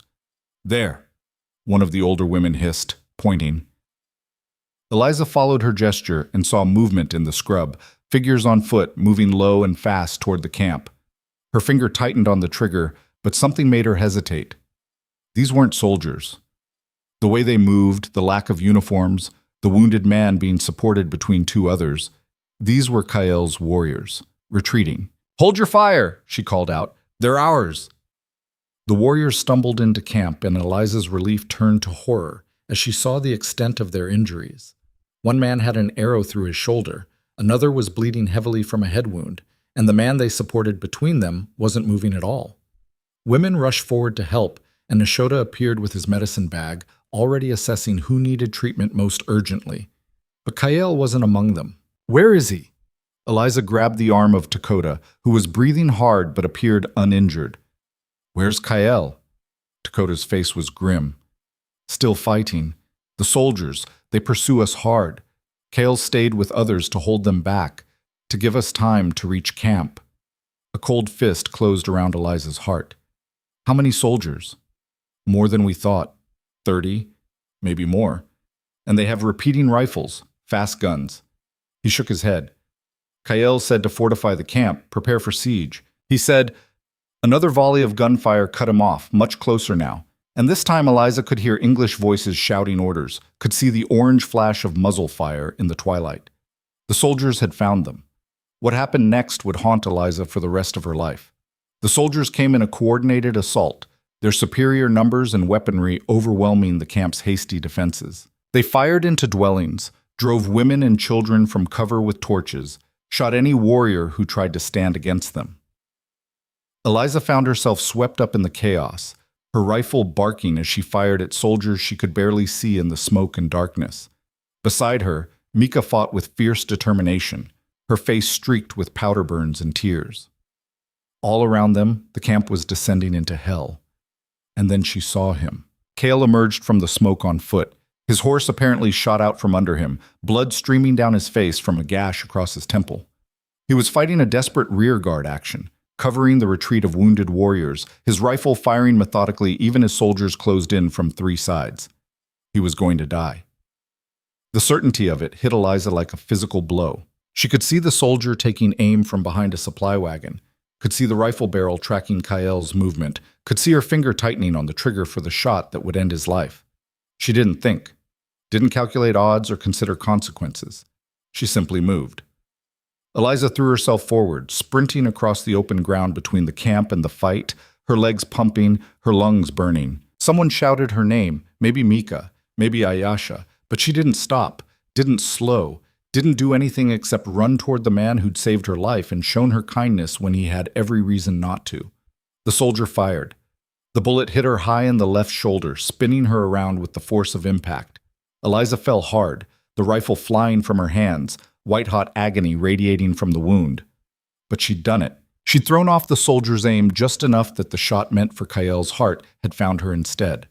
Through the haze of pain, she saw Kael's face, saw the moment he realized what she'd done, saw horror and fury and something else flash across his features.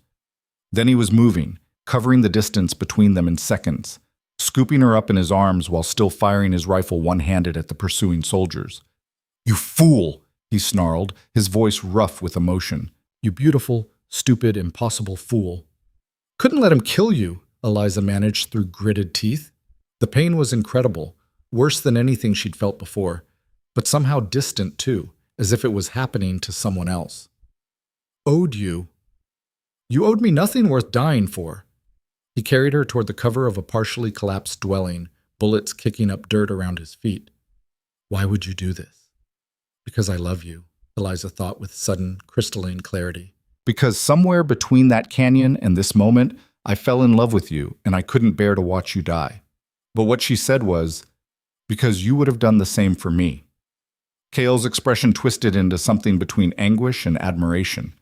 He laid her down as gently as combat conditions allowed and immediately began examining her wound.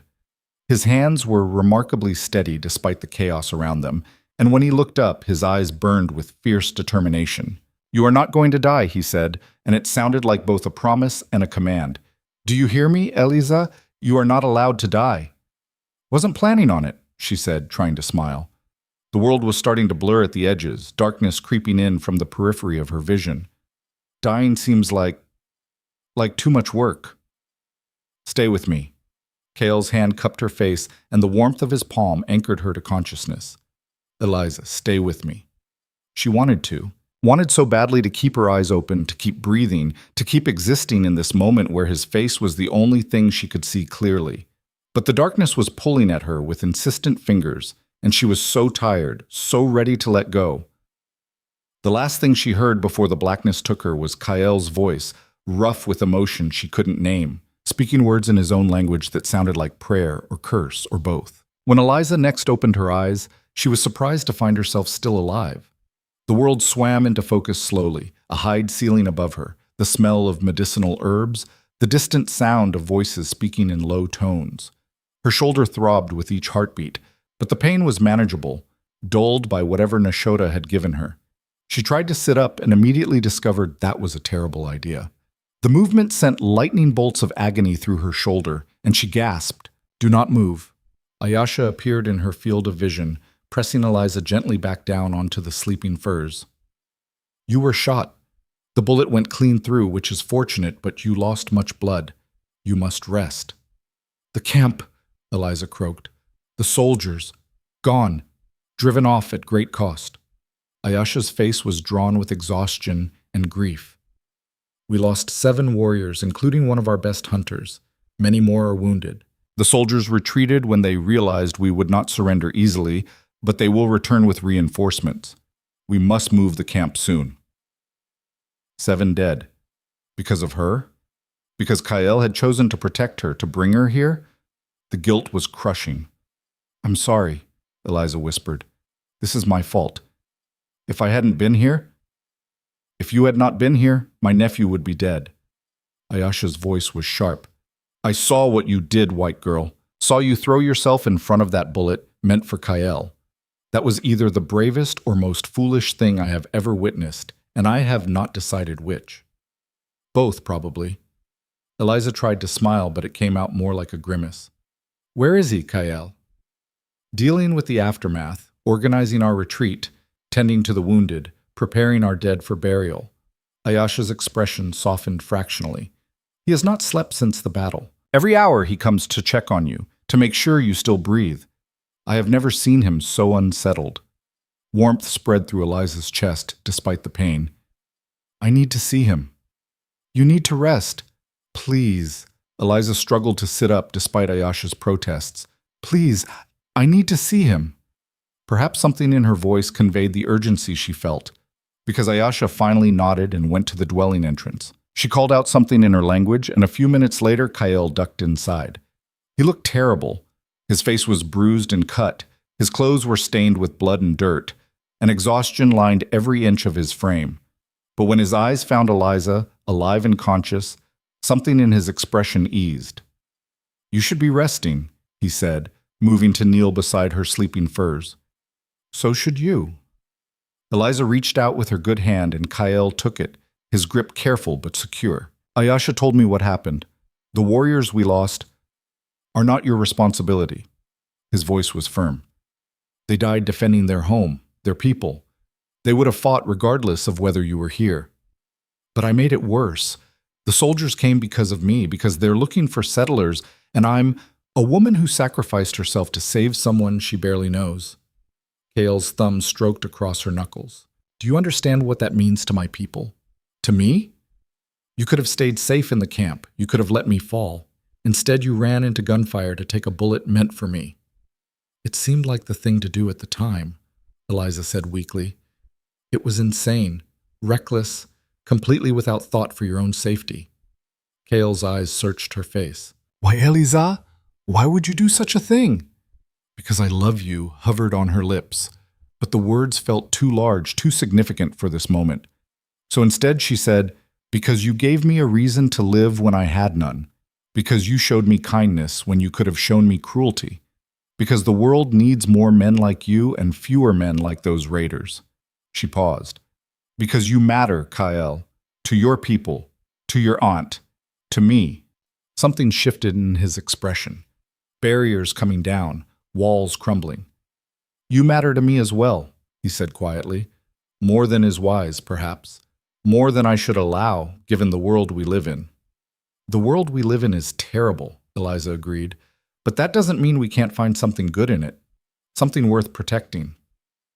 Kale leaned forward, his forehead coming to rest gently against hers. They stayed like that for a long moment, breathing the same air, existing in the same space, and Eliza felt something fundamental shift between them. This was no longer protector and protected, no longer warrior and refugee. This was two people who'd found each other in the midst of chaos and recognized something precious worth fighting for. When Kyle finally pulled back, his eyes were bright with emotion he didn't try to hide. When you are healed, he said, when the camp is safe again, I want to show you something. A place I go when the weight of leadership becomes too heavy. Will you come with me? Yes, Eliza said without hesitation. Wherever you want to go, I'll follow. It was a promise and a declaration, and they both knew it. Ayesha cleared her throat from her position near the fire, reminding them they weren't alone. The girl needs rest, nephew, and you need to sleep before you fall down where you stand. Kale nodded reluctantly and stood, but before he left, he bent and pressed his lips to Eliza's forehead, a gesture so tender it brought tears to her eyes. Heal quickly, he murmured. I find that I am not ready to lose you, Eliza Crowley. Not planning on going anywhere, she promised. As he left, Ayesha returned to her position beside Eliza's sleeping furs. The older woman's expression was unreadable as she adjusted the bandages on Eliza's shoulder. You love him, Ayesha said. It wasn't a question. Eliza didn't see the point in denying it. Yes. And he loves you, though he has not yet admitted it to himself. Ayesha's hand stilled on the bandages. This will bring you both pain, you understand? Your peoples are at war. There is no future for a white woman and a warrior in a world that wants both of them dead. I know. Eliza met the older woman's eyes steadily. But I've already lost everything once. I'm not afraid of loss anymore. I'm afraid of not trying, of not grabbing hold of something real when it's right in front of me. Ayesha was quiet for a long moment. Then, unexpectedly, she smiled, small and sad, but genuine. You are braver than I gave you credit for, white girl. Or perhaps more foolish. Time will tell which. People keep saying that, Eliza said, exhaustion finally catching up with her. Either way, I'm committed now. Yes, Ayesha agreed, pulling the furs up around Eliza's shoulders. You are. May you never regret it. As Eliza drifted back toward sleep, she thought about regret and love and the impossible choices that defined frontier life. She thought about her father and brothers, buried in unmarked graves beneath the ashes of their ranch. She thought about the warriors who died defending a camp that sheltered her, a white woman who had no right to their protection. And she thought about Kyle, his steady presence, his quiet strength, the way he looked at her as if she was something precious and rare. No, she decided as sleep claimed her. Whatever happened next, whatever pain or loss the future held, she would never regret choosing to save him, would never regret the feelings growing in her heart like wildflowers after a fire. Some things were worth dying for, and some things, she was beginning to believe, were worth living for too. The camp moved under cover of darkness 3 days later. Eliza insisted on traveling despite Nashoda's protests and Ayesha's stern warnings that she wasn't healed enough for the journey. But the scouts had reported soldier patrols getting closer, and everyone who could walk was expected to help with the exodus. They traveled light, taking only what could be carried on horseback or travois, leaving behind everything that would slow them down. Eliza rode in front of Kyle again, her wounded shoulder braced against his chest, and tried not to think about the pain that radiated through her body with each jolt of the horse's gait. The new camp location was 2 days' hard ride to the northwest, tucked into a canyon so remote that even the most experienced scouts might miss it. A small stream provided water, and the high walls offered protection from wind and prying eyes. It was defensible, hidden, and absolutely desolate. "We will be safe here," Kyle told her as they dismounted in the gray pre-dawn light. For a time, at least. Eliza looked around at the barren landscape and felt her heart sink. Safe, perhaps, but also isolated, cut off from everything. A prison made of stone and necessity. The days that followed were consumed with the work of establishing the new camp. Dwellings had to be erected, food stores organized, hunting parties sent out to replenish supplies depleted by the hasty retreat. Eliza worked alongside the other women despite her injury, doing what she could one-handed while her shoulder slowly knitted itself back together. Mika had become her constant companion, teaching her the finer points of camp life with patient persistence. The young woman had lost her dwelling in the attack, and now she and Eliza shared space in Ayasha's larger structure, sleeping on opposite sides of the fire and speaking in low voices long into the night. "You should tell him," Mika said one evening as they prepared the evening meal. She didn't need to specify who she meant. Eliza's hand stilled on the corn she was grinding. "Tell him what?" "That you love him. Everyone can see it except perhaps Kyle himself, and he is only blind because he refuses to look."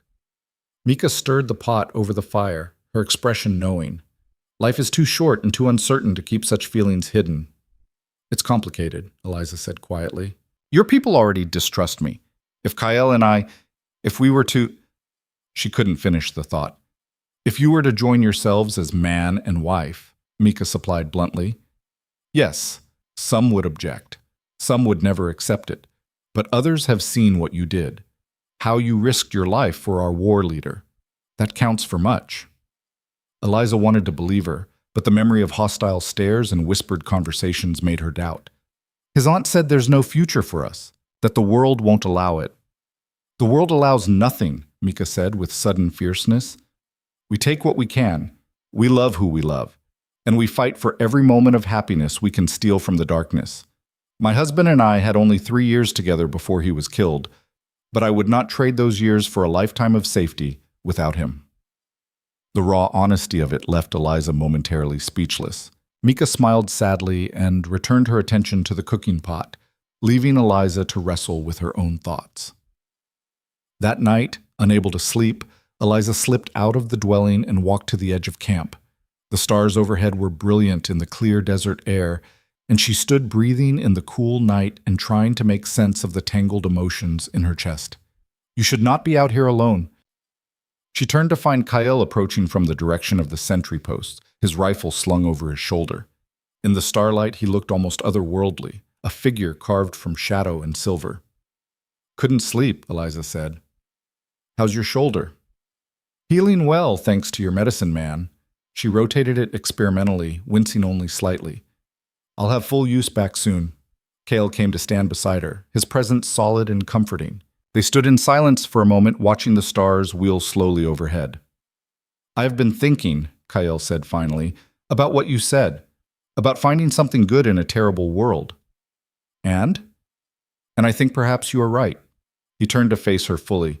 "I have spent so long focused on survival, on protecting my people, on fighting the endless battles that I forgot there could be more, that there should be more." Eliza's heart began to beat faster. "What are you saying?" "I'm saying that when I thought you might die, when I carried you bleeding in my arms, something in me broke that I did not know could break." His voice was rough with emotion. "I am saying that you have become important to me in ways I did not expect and do not fully understand. I am saying—" Shouts erupted from the far side of camp, urgent and alarmed. Kale's head snapped around, his entire body going tense. Then they heard it, the unmistakable crack of rifle fire, close and getting closer. "No," Kyle breathed. "Not again. Not so soon." But it was happening again. Somehow the soldiers had found them, had tracked them to this supposedly hidden refuge, and now they were attacking under cover of darkness with devastating efficiency. Kale grabbed Eliza's good arm. "Get to Ayasha's dwelling. Stay with the women and children. Do not leave no matter what you hear." "Kyle, go!" He was already running toward the sound of gunfire, calling out orders, rallying his warriors for a defense they weren't prepared to mount. Eliza ran in the opposite direction, her heart hammering, her shoulders screaming in protest. She reached Ayesha's dwelling to find it already crowded with frightened women and crying children. Mika pulled her inside and thrust a rifle into her hands. "Can you shoot?" the young woman asked urgently. "Yes, but my shoulder." "Then you shoot left-handed. We may need every gun we have." The attack was worse than the first one. These soldiers weren't just raiding. They were attempting to destroy the camp completely, to kill or capture everyone they could find. Eliza watched through gaps in the dwelling as warriors fell, as fire consumed the meager structures they'd just erected, as chaos and death descended on people who'd already sacrificed so much. And then she saw him. Kael was fighting near the center of camp, surrounded by enemies, his rifle empty and discarded, now wielding only a knife against soldiers with guns. He moved with desperate grace, taking down 2 men before a third clubbed him from behind with a rifle butt. Kael staggered, but didn't fall, spinning to face his new attacker. The soldier raised his rifle for the killing shot. Everything slowed down. Eliza saw the soldier's finger tightening on the trigger, saw Kael trapped with nowhere to run, saw the death that was about to happen in brutal clarity, and she knew with absolute certainty that she couldn't let it happen, couldn't lose him, couldn't survive in a world where Kael didn't exist. She burst from the dwelling despite the women's protests, despite Mika grabbing at her clothes trying to hold her back. Her feet carried her across the killing ground, dodging bullets and bodies, focused only on reaching him before it was too late. The soldier fired. Eliza crashed into Kael from the side, using her momentum to knock him clear. The bullet meant for his head passed so close she felt the wind of its passage. They hit the ground hard, Eliza's wounded shoulder exploding in fresh agony. But she'd done it. She'd saved him again. Kael rolled to his feet with feral speed, yanking a pistol from a dead soldier's holster and putting 2 rounds into the man who'd just tried to kill him. Then he was hauling Eliza up, his face a mask of fury and fear. "What is wrong with you?" he shouted over the sounds of battle. "I told you to stay safe." "And let you die?" Eliza shouted back. "Not a chance." A bullet whined past them, close enough to draw blood from Kael's cheek.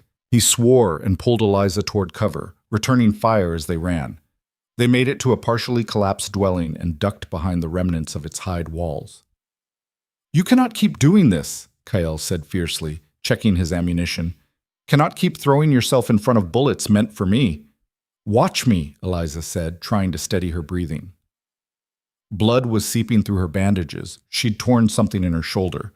But there was no time to address it now. Kael looked at her then, really looked at her, and something in his expression shifted. "Why?" he demanded. "Why do you care so much whether I live or die?" "Because I love you, you stubborn fool." The words tore from Eliza's throat, raw and desperate. "Because you're the best man I've ever known. Because you gave me a reason to keep breathing when I wanted to die. Because the thought of existing in a world without you in it is unbearable." Kael went very still. Around them, the battle raged. Screams and gunfire, and the smell of powder smoke thick in the air, but in this moment, they existed in a bubble of sudden quiet. "You love me," Kael repeated, as if testing the words. "Yes," Eliza said, past caring about pride or propriety. "I love you. And if that's foolish or impossible or doomed, I don't care. I love you anyway." Kael's hand came up to cup her face, his thumb brushing across her cheekbone with heartbreaking tenderness. "Then we are both fools," he said quietly. "Because I love you too, Eliza. Have loved you since you took that first bullet meant for me, perhaps even before. And I do not know how to stop." "Then don't," Eliza whispered. He kissed her then, hard and desperate, a kiss that tasted of blood and smoke and the terrifying knowledge that either of them could die in the next moment. Eliza kissed him back with everything she had, pouring all her fear and love and stubborn determination into the press of her lips against his. When they broke apart, both breathing hard, Kael pressed his forehead to hers. "If we survive this," he said, "I am keeping you. No arguments, no protests. You are mine, and I am yours, and damn anyone who says otherwise." "If we survive this," Eliza agreed, "I'm holding you to that." A shout from nearby, Dakota's voice calling for Kael. The moment shattered, and they were warriors again, fighters struggling to protect what remained of their people. Kyle checked his pistol one more time. "Stay close to me. Do not leave my side." They emerged from cover together, moving as one unit through the chaos. Kale fought with brutal efficiency, and Eliza covered his back as best she could with her left hand, taking shots only when she was certain of hitting her target. The battle had turned into a massacre. The soldiers' superior numbers and weapons were overwhelming the camp's defenses. Warriors lay dead or dying, women and children fled into the darkness, and the few remaining defenders were being systematically cut down. They were losing. Kyle saw it too. Eliza watched the terrible knowledge settle over his features, the understanding that no matter how bravely they fought, they couldn't win this. The best they could hope for was to buy time for survivors to escape. "Fall back!" he shouted in his language. "Retreat to the canyon mouth! Save who you can!" The surviving warriors began a fighting withdrawal, covering each other as they moved toward the narrow canyon exit. Kyle positioned himself at the rear, providing cover fire while others fled, and Eliza refused to leave his side despite his orders. That's when she saw the soldier taking aim from an elevated position, perfectly positioned to cut down the retreating warriors as they funneled through the narrow canyon passage. Saw his rifle track Kyle's movement, saw his professional calm as he prepared for the shot. "Kyle!" Eliza grabbed his arm, pointing. Kale saw the danger instantly. If that soldier wasn't stopped, he'd killed dozens of fleeing people. The sniper had to be eliminated, but he was too far for an accurate pistol shot, too well positioned to charge directly. Kyle met Eliza's eyes, and she saw the decision forming in his expression before he spoke. "No," she said immediately. "Whatever you're thinking, no." "Take the others through the canyon," Kale said quietly. "There is a path on the eastern slope that leads to the desert floor. Follow it and keep moving. Do not stop until dawn." "I'm not leaving you. You must." He pressed his pistol into her hands. "Lead them, Eliza. Get them to safety. This is my responsibility, my people. Let me protect them one last time. We can find another way." "There is no other way." Kale's smile was sad and sweet. "I am not asking, my heart. I am telling you, live, survive, remember me."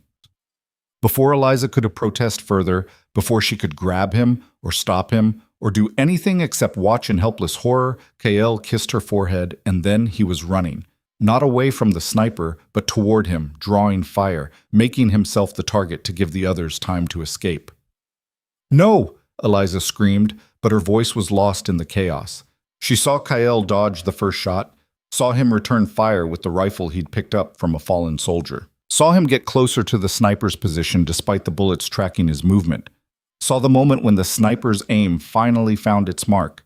The bullet caught Kyle in the chest, high on the left side. He staggered, but kept moving, kept firing, kept drawing the sniper's attention away from the fleeing people. A second shot hit him, then a third, and finally Kyle fell. Eliza was moving before she realized it, running toward him, deaf to the shouts of Dakota and others trying to call her back. Bullets kicked up dirt around her feet, but she didn't care, didn't slow, didn't stop until she reached Kyle's fallen form. He was still breathing, but blood was spreading across his chest in an ever-widening stain. His eyes found hers, and somehow he managed to smile. "Told you to run," he whispered, "and I told you I wasn't leaving." Eliza's hands pressed against his wounds, trying desperately to slow the bleeding. "Stay with me, Kyle. Please stay with me. Cannot. The others need. The others are safe. Dakota's leading them out." Tears streamed down Eliza's face. "You did it. You saved them. Now let me save you." But even as she said it, she knew it was too late.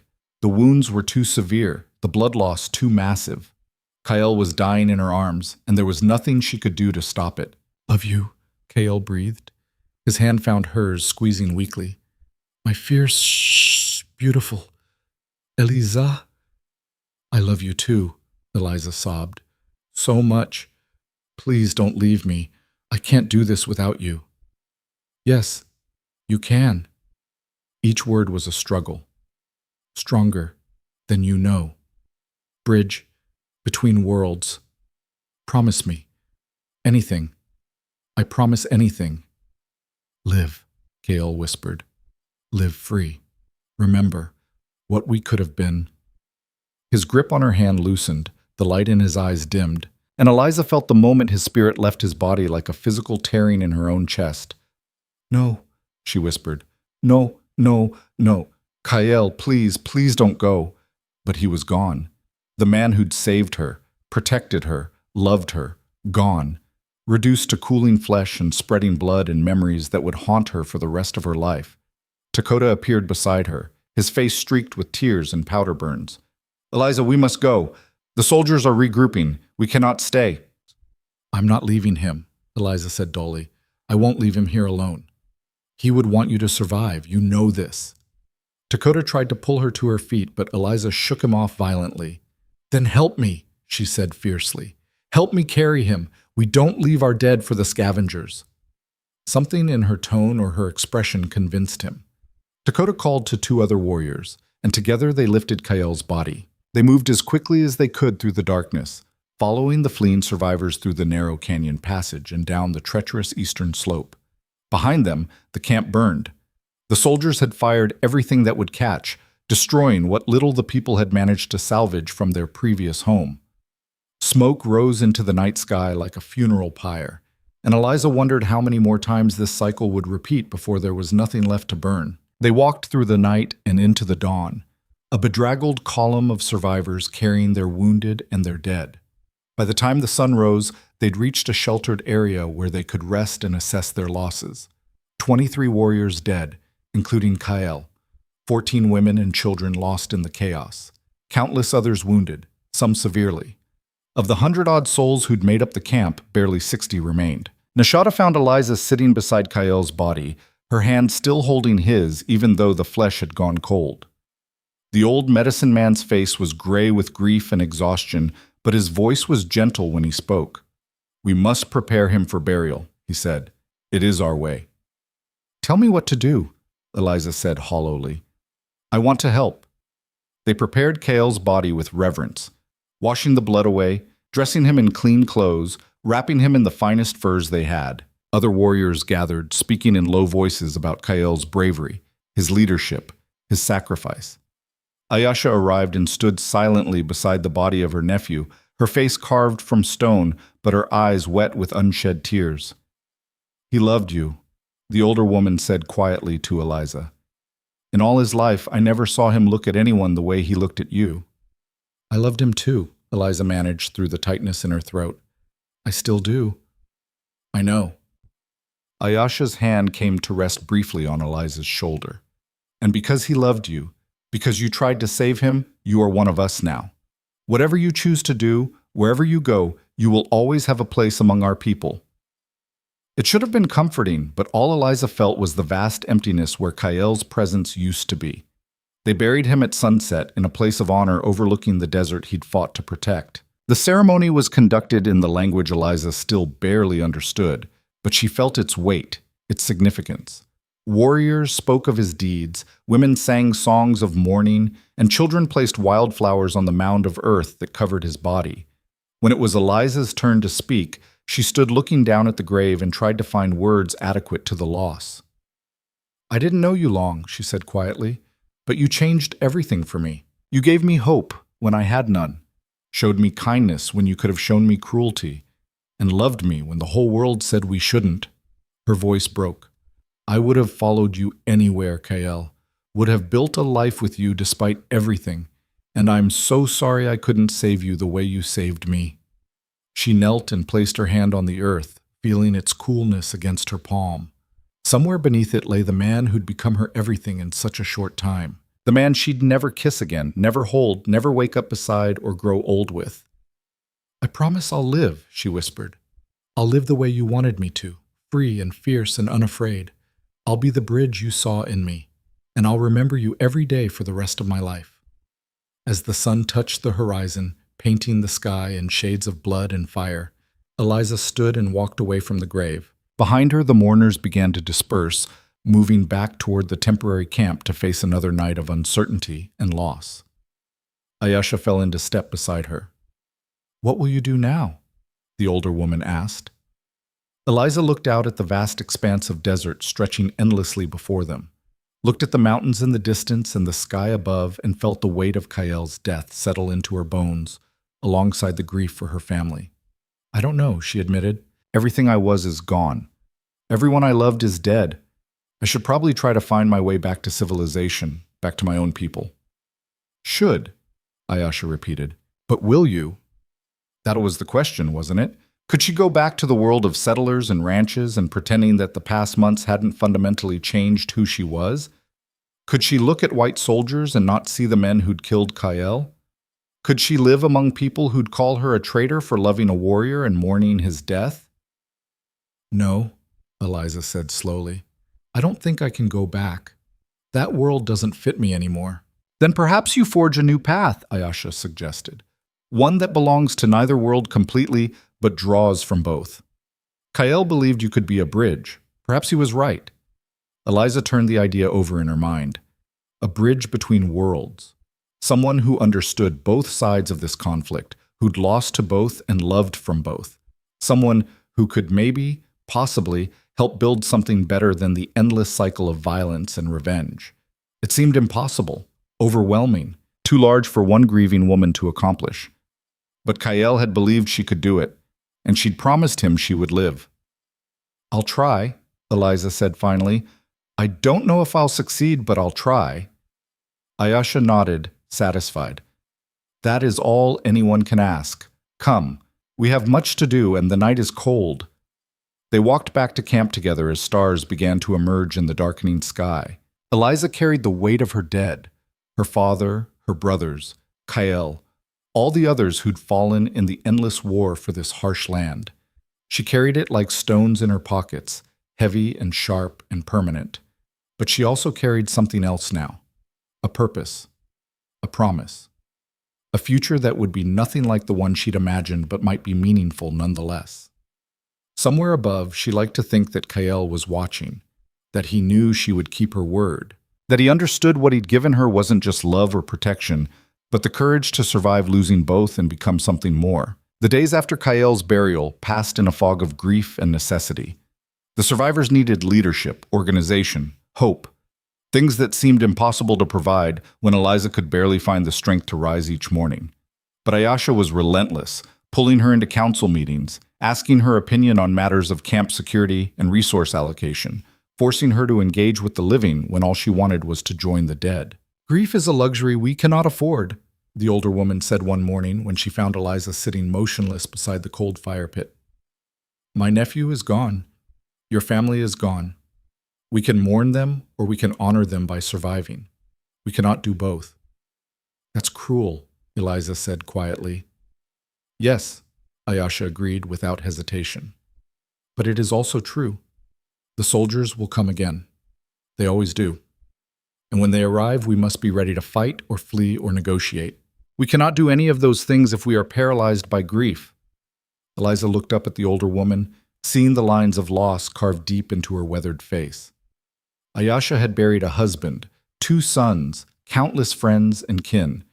Yet she stood here, upright and unbroken, still leading her people through the endless darkness. "How do you do it?" Eliza asked. "How do you keep going?"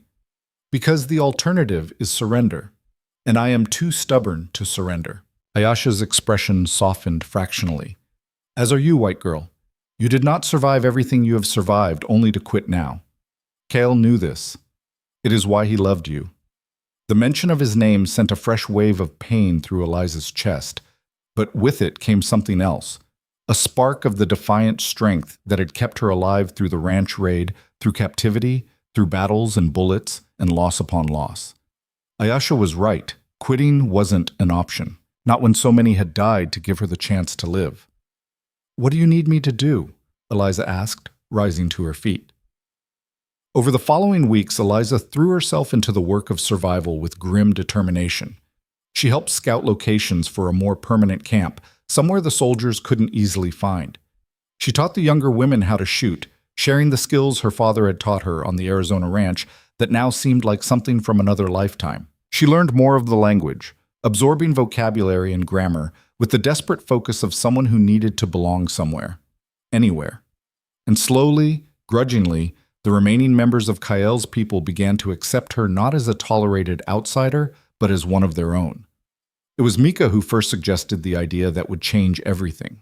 They were sitting by the river, washing clothes and speaking in the mixture of English and tribal language that had become their common tongue, when the young woman said casually, "You should go to Fort Dalton." Eliza's hand stilled in the water. Fort Dalton was the largest military installation in the territory, headquarters for the campaigns against the tribes. It was also nearly a week's ride south, through country crawling with hostile patrols. "Why would I do that?" she asked carefully. "Because the soldiers do not know that you live among us. Because you could walk into that fort and they would see only a white woman, lost and traumatized by her ordeal with savages." Mika's tone was matter of fact. "You could learn their plans, find out where they intend to strike next, give us warning." It was brilliant and terrifying in equal measure. Eliza had the perfect cover story. She'd been captured by raiders, witnessed the destruction of her family's ranch, been traded or escaped to the tribe that found her. The soldiers would believe it because it was largely true. They might even offer her protection, shelter, a chance to recover from her trauma. And while they offered comfort, she could listen, watch, learn. "It's dangerous," Eliza said. "If they discovered what I was doing, then you would be hanged as a spy," Mika finished bluntly. "Yes, but every day we remain ignorant of their movements is also dangerous. We cannot run forever, Eliza. Eventually we must fight, or we must find a way to negotiate peace. Either path requires information we do not have." Eliza thought about Kael, about his belief that she could be a bridge between worlds. This was the kind of thing he'd meant, wasn't it? Using her unique position to help his people survive, to maybe even find a way toward something better than endless war. "I'll need to speak with Ayasha," she said finally. "And the council. This isn't a decision I can make alone." The council meeting that night was tense and divided. Some elders argued that sending Eliza to the fort was too dangerous, that they couldn't risk losing their only connection to white society. Others insisted it was worth the risk if it gave them advance warning of attacks. A few questioned whether Eliza could be trusted at all, whether she wouldn't simply abandon them once she was safely back among her own people. It was Nashota who finally broke the stalemate. The old medicine man rose from his position by the fire and spoke in a voice that carried across the gathering. "This woman took a bullet meant for Kael," he said in heavily accented English, clearly for Eliza's benefit. "Took another trying to save him again, held his hand as he died and wept as one of us would weep. She has earned the right to risk her life for our people, if that is what she chooses." The silence that followed was profound. Then Ayasha spoke. "The decision is yours, Eliza Crowley. No one will force you to go. But if you choose this path, know that you carry our hopes with you, and our trust." Eliza looked around the circle of faces, some hopeful, some skeptical, all waiting for her answer. She thought about her father and brothers, about the ranch that had been her whole world. She thought about Thomas falling from his horse, about Daniel's screams, about flames consuming everything she'd known. And she thought about Kael, about the way he'd looked at her in those final moments, about his belief that she was strong enough to survive and brave enough to matter. "I'll go," she said. "I'll leave at first light." They prepared her carefully. Mika helped her change into clothes that looked appropriately worn and damaged. A torn dress salvaged from a raid, shoes that had seen hard miles, a shawl that had belonged to a woman killed in the last attack. Ayasha coached her on what to say, how to present herself as a traumatized survivor rather than a willing participant in tribal life.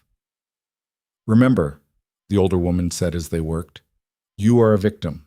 You were taken against your will, held captive, forced to work. Everything you learned to survive. Everything you did because you had no choice."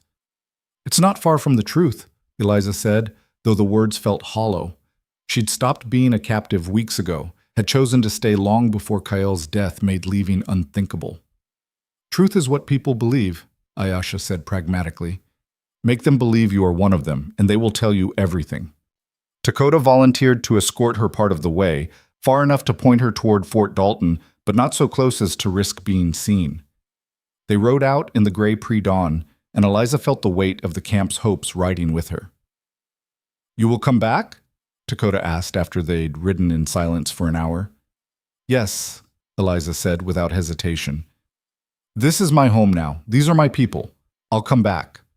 Dakota nodded, satisfied.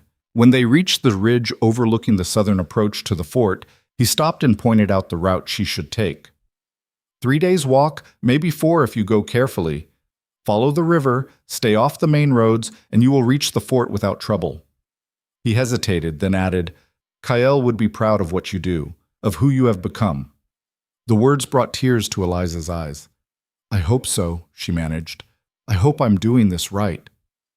There is no right, Dakota said gently.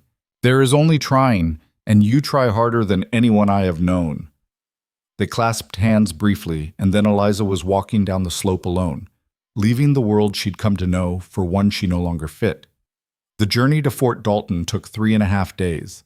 Eliza traveled carefully, avoiding other travelers when possible, sleeping in concealed spots off the main trail. She practiced her story as she walked, rehearsing the details until they felt true, until she could almost believe she was the helpless victim she was pretending to be.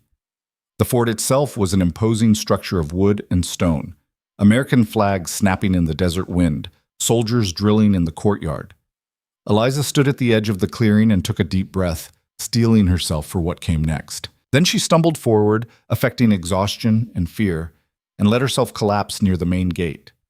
The soldiers who found her were young and clearly startled by the appearance of a bedraggled white woman appearing out of nowhere. They helped her to the infirmary, called for the fort's doctor, and sent word to the commanding officer that a survivor had arrived. Colonel Marcus Hayes was a career military man in his 50s, with steel-gray hair and eyes that missed very little. He questioned Eliza gently but thoroughly, and she gave him the story they'd prepared: the raid on her family's ranch, the murder of her father and brothers, her captivity with raiders who'd eventually traded her to a tribe. "And how did you escape?" Hayes asked, his tone sympathetic but probing.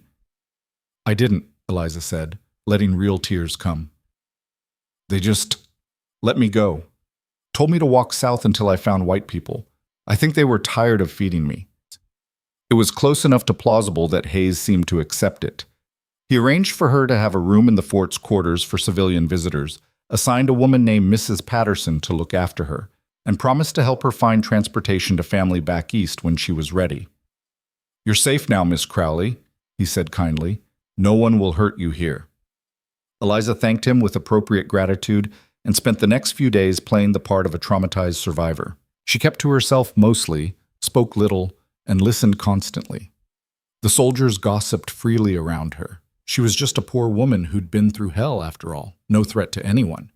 And slowly, piece by piece, she began to gather the information she'd come for. There was a major campaign planned for the following month. 3 companies would sweep through the northern territories, burning camps and driving the tribes toward the border where Mexican forces would supposedly trap them. Supply wagons were already being prepared, scouts were mapping routes, and the colonel was confident this would be the offensive that finally broke the tribe's resistance. Eliza absorbed it all with growing horror.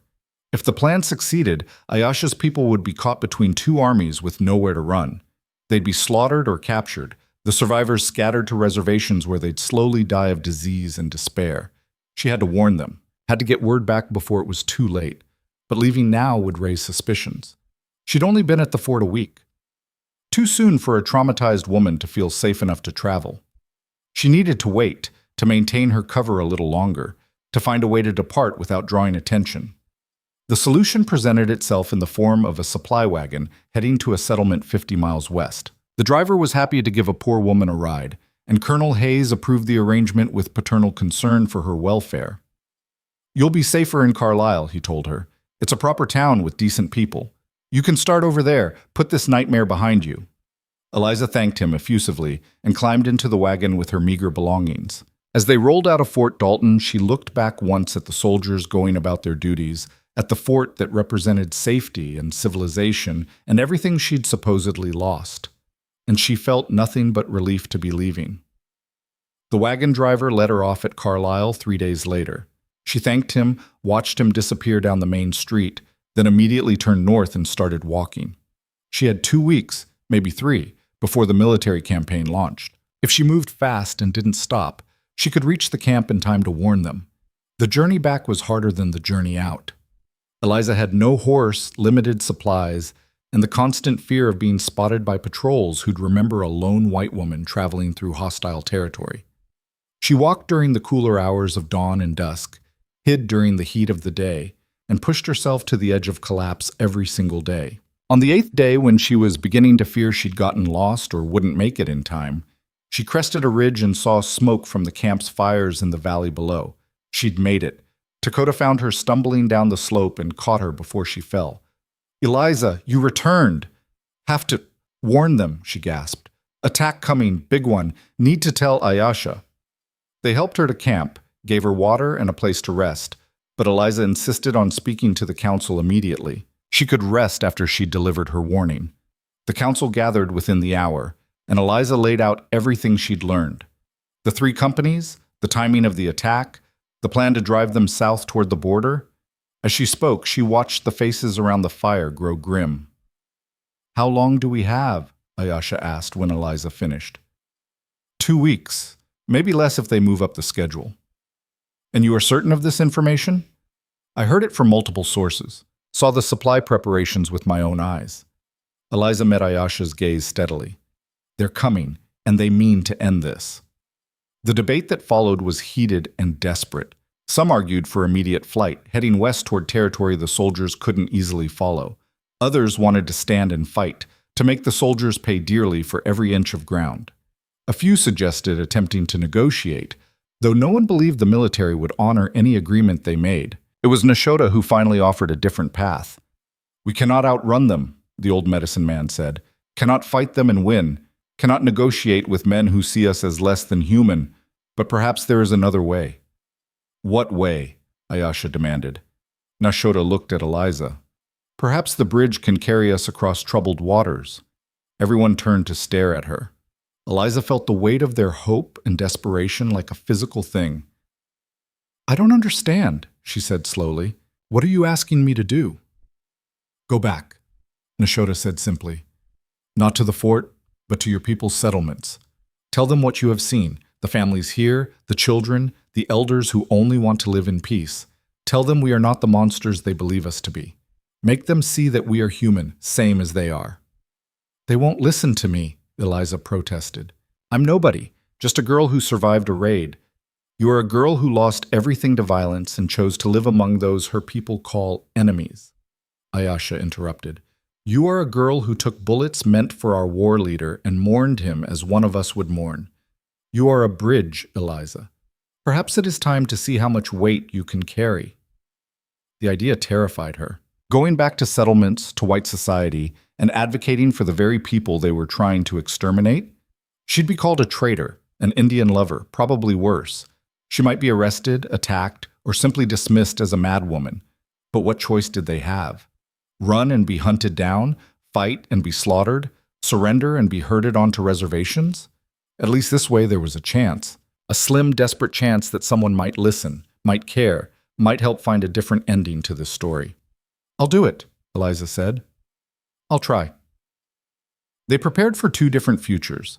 Half the camp would scatter into the deep wilderness, taking the children and elders to places the soldiers couldn't easily reach. The other half would remain with Ayasha and the warriors, ready to defend or negotiate depending on what Eliza's efforts produced. Eliza herself would travel to the larger settlements, Prescott, Tucson, even Phoenix if she had time. She'd tell her story to anyone who would listen, show them the scars she carried, make them understand that the people they were killing had names and families and dreams just like their own. It was an impossible task. But impossible had become Eliza's specialty. She left at dawn with a fast horse and enough supplies for 3 weeks of hard riding. Mika embraced her tightly before she mounted. "Come back to us," the young woman said fiercely. "You are my sister now. I cannot lose another sister." "I'll come back," Eliza promised, one way or another. The ride to Prescott took 4 days.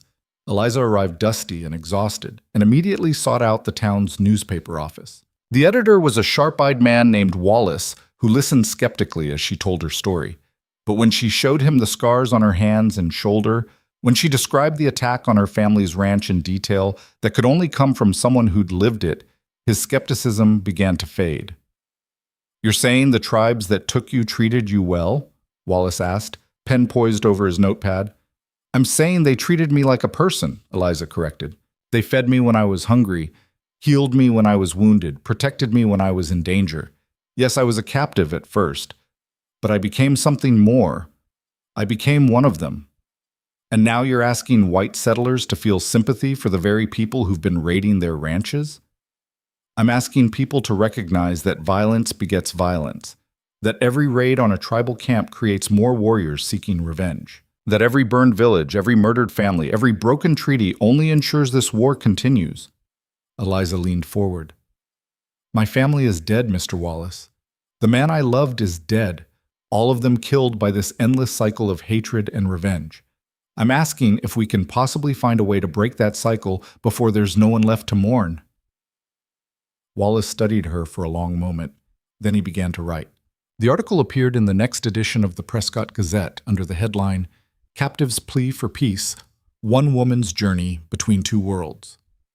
It detailed Eliza's story, the raid, her captivity, her time with the tribe, and her desperate hope that the upcoming military campaign might be reconsidered.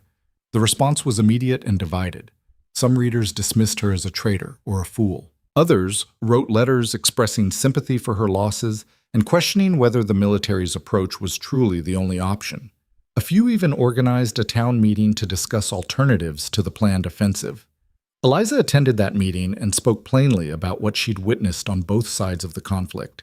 She described the attack on her ranch in brutal detail, making sure no one could accuse her of being soft on violence. Then she described the attack on the tribal camp with equal honesty, forcing them to confront the reality of what their soldiers were doing in their name.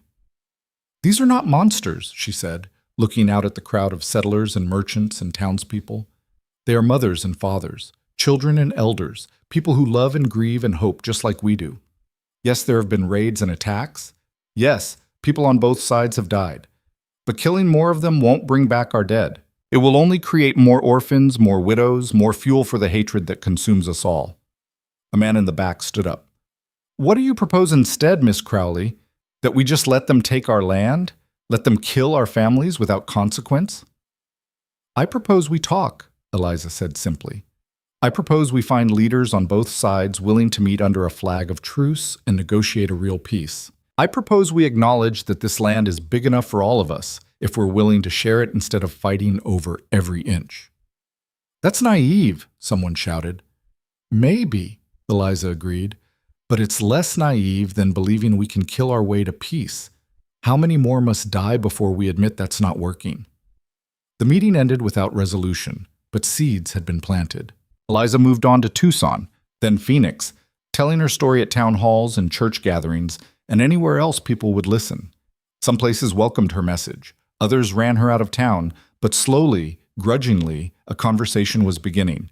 Not everyone agreed with her. Not everyone believed peace was possible. But enough people were listening that when Eliza sent word back to Fort Dalton requesting a meeting with Colonel Hayes to discuss alternatives to the planned offensive, he agreed to see her. They met in his office, the same room where he'd first questioned her weeks ago. Hayes looked older than Eliza remembered, worn down by the weight of command and the impossible choices it demanded. You've caused quite a stir, Miss Crowley, he said, gesturing for her to sit. Letters demanding we reconsider the campaign, petitions calling for negotiations, even a telegram from the territorial governor asking for a delay, all because of you. Not because of me, Eliza said. Because people are tired of burying their dead. They want to believe there's another way. And you think there is? I know there is. I've lived it. Eliza leaned forward. Colonel, the people you're planning to attack are desperate, not savage. They're running out of land, out of options, out of hope. If you offer them a real alternative, a genuine treaty with fair terms and actual enforcement, some of them will take it. Maybe not all, but enough to make a difference. Hayes was quiet for a long moment, his fingers steepled under his chin. And if I agree to a parley, to attempt negotiations before launching the offensive, can you guarantee the tribes will honor a truce? I can guarantee that Ayesha's people will. She's one of their senior leaders, and she wants peace as much as anyone. Eliza paused. I can't speak for all the tribes, Colonel, but I can speak for the ones I know, the ones who took me in and treated me with more kindness than they had any reason to. The colonel stood and walked to the window overlooking the fort's courtyard. I became a soldier to protect people, Miss Crowley, to defend the frontier and make it safe for families like yours. But I've buried too many good men, watched too many settlements burn. If there's even a chance your way could work." He turned back to face her. "I'll arrange a parley. Neutral ground, 3 weeks from now. You'll need to get word to Ayasha's people, convince them to send representatives. And Miss Crowley? Yes? If this goes wrong, if the tribes use the truce to prepare an ambush or break the terms, the blood will be on your hands as much as theirs. Can you live with that?" Eliza thought about Kael, about the promise she'd made beside his grave, about the future he'd believed she could help build. "Yes," she said, "I can live with that. Can you live with not trying?" Hayes smiled grimly. "We'll find out together." The parley was set for a meadow halfway between Fort Dalton and the territory where Ayasha's people sheltered. Eliza rode out 2 weeks ahead to find them, to convince them this wasn't a trap, to beg them to take the risk. She found the camp in a new location, more scattered and cautious than before. Ayasha greeted her with visible relief. "You returned. I was beginning to fear the worst." "I brought news," Eliza said. "Colonel Hayes has agreed to negotiate. He'll meet with your representatives in 3 weeks at neutral ground to discuss treaty terms." The council's reaction was mixed, hope and skepticism warring for dominance. Some argued it was a trap, that the soldiers would use the parley to locate and destroy them. Others saw it as their last best chance to find a different ending to this story. It was Mika who finally swayed the debate. "If Eliza says it is real, then I believe her. She has risked everything for us already. Why would she lead us into a trap now?" "Because she is still white," one of the older warriors said bitterly. "Because when the choice comes, she will choose her own people." "My own people are here," Eliza said quietly. "They're sitting around this fire. Whatever else I am or was, that's the truth now. And I swear on Kael's grave that this is not a trap. Hayes wants peace as much as we do. He's tired of the killing." The invocation of Kael's name seemed to settle something. Ayasha nodded slowly. "Then we will go," she said, "and we will see if the bridge can hold the weight of both our people's hopes." The day of the parley dawned clear and bright. Eliza rode alongside Ayasha and a small delegation of warriors and elders, her heart in her throat with hope and terror. Everything depended on the next few hours: the survival of Ayasha's people, the possibility of peace, the chance that all the death and loss might lead to something better. Colonel Hayes was already waiting when they arrived, along with 2 other officers and a civilian Eliza recognized as a territorial administrator. Both sides remained mounted, weapons visible but not drawn, eyeing each other across 50 yards of meadow grass. "Someone needs to break the ice," Ayasha murmured. Eliza nudged her horse forward, moving into the space between the 2 groups.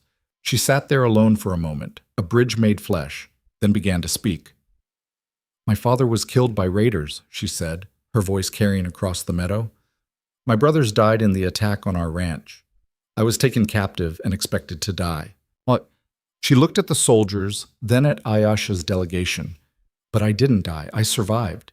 And in surviving, I learned that the people I'd been taught to fear and hate were no different from my own family. They loved and grieved and hoped for a better future just like we did."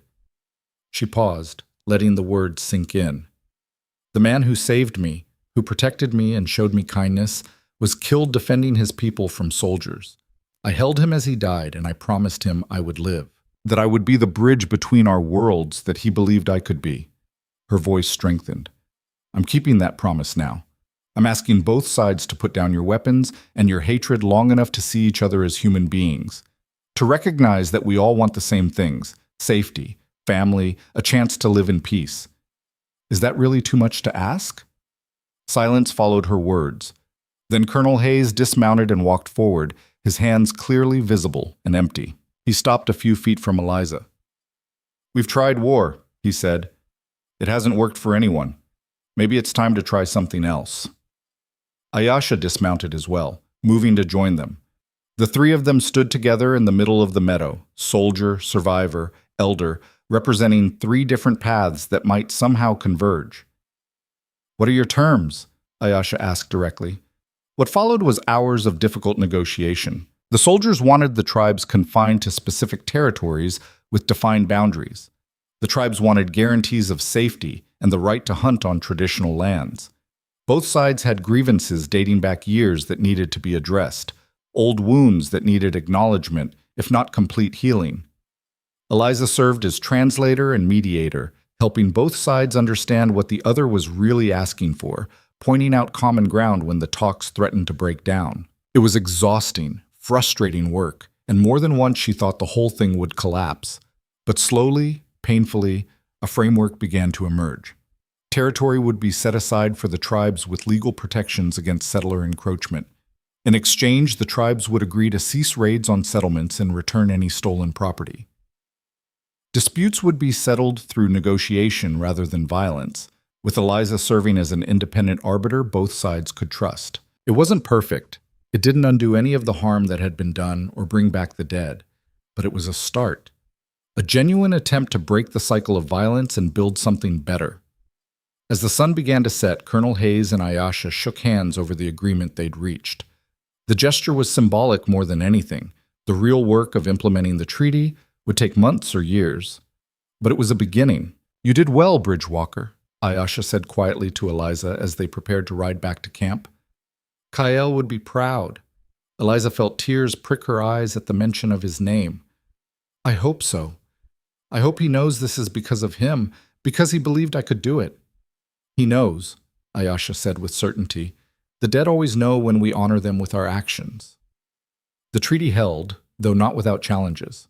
There were violations on both sides, hotheads and holdouts who refused to accept peace, but each time violence threatened to unravel everything. Eliza was there to mediate, to remind both sides what they stood to lose if they returned to war. Over the months and years that followed, she became a permanent fixture on the frontier, neither fully white nor fully tribal, but something in between. She lived part of the time in settlements, part of the time with Ayesha's people, and traveled constantly between the two worlds, carrying messages and settling disputes. Some called her a traitor, others called her a saint, most simply called her by the name Ayesha's people had given her, Bridgewalker. The woman who carried both worlds on her shoulders and somehow didn't break under the weight. She never remarried, though she had offers from both worlds. The space in her heart where Kael had lived remained his, a memorial to the man who'd shown her what it meant to be brave and kind in a cruel world. But she built a life that honored his memory, one of purpose and meaning, and the stubborn belief that peace was possible even when everything suggested otherwise. Years later, when she was older and grayer, but no less fierce, Eliza stood on the ridge overlooking the valley where Ayesha's people had built a permanent settlement under the treaty's protections. Children played in the meadow below, a mixture of tribal and settler kids who'd grown up knowing each other as neighbors rather than enemies. It wasn't perfect, old prejudices died hard, and there were still tensions that flared into conflict sometimes. But it was better, measurably, undeniably better than the alternative. Mika joined her on the ridge, moving slower than she once had, but still strong. "You're thinking of him again," she said. It wasn't a question. "Always," Eliza admitted, wondering what he'd think of all this, whether he'd be proud or disappointed. "Proud," Mika said firmly. "You gave his death meaning, Eliza. You turned his sacrifice into something that saved hundreds of lives. How could he be anything but proud?" Eliza hoped that was true. Hoped that somewhere, somehow, Kael knew what she'd built from the ashes of their brief, bright love. A bridge between worlds, a chance for something better, a legacy that would outlive them both. The wind picked up, carrying the sound of children's laughter from the valley below. Eliza closed her eyes and let herself imagine, just for a moment, that the wind also carried Kael's voice, telling her she'd done well, telling her he loved her still, telling her to keep going, keep building, keep believing that the bridge could hold. When she opened her eyes again, Mika was watching her with gentle understanding. "Come," the younger woman said. "Ayesha is preparing the evening meal, and you know how she hates it when we're late." They walked down the slope together, two women who'd survived the unsurvivable and built lives from the wreckage. Behind them, the sun set in shades of orange and gold, painting the sky the same colors it had been the night Eliza's world first burned. But this time, the fire was setting, not rising. This time, the darkness that followed would be peaceful, sheltering, full of stars and possibility. And in the settlement below, lights began to glow in windows as families gathered for the evening, white and tribal, settler and native, all existing in the same space without bloodshed. It wasn't the ending Eliza had imagined when she'd stood in the doorway of her family's ranch all those years ago, sensing danger on the wind. Wasn't the life she'd expected to live or the person she'd expected to become. But it was hers. Hard-won, grief-soaked, built from loss and love in equal measure. And as she followed Mika into Ayesha's dwelling where warmth and food and family waited, Eliza Crowley, the girl who'd lost everything and somehow found a way to matter anyway, allowed herself something she hadn't felt in years. Hope. Not the naive hope of youth that believed the world was fair or that love conquered all, but the harder, more resilient hope of survival. The hope that said, even in the darkest times, even after the worst losses, there was still possibility. Still the chance to build something meaningful from the ruins. Still the chance to be more than a victim of circumstance. To be a bridge. A legend. A woman who'd rewritten her own ending and in doing so changed the story for everyone around her. Outside, the stars emerged one by one in the vast Arizona sky. The same stars that had witnessed her grief and her growth, her losses and her victories. Indifferent witnesses to one woman's journey from captive to survivor to something greater. The wind whispered through the canyon, carrying stories of the bridgewalker who'd loved a warrior and learned to live without him. Who'd lost her world and built a new one. Who'd proven that even in the harshest places on earth, courage and love could rewrite destiny itself. And in the dwelling where firelight danced and voices raised in laughter, and Eliza finally, felt like she'd come home, the story came to rest. Not with an ending, but with a beginning. The beginning of everything she and Kael had dreamed might be possible, made real by her refusal to give up on hope. Made real by love that survived even death. Made real by a bridge that held.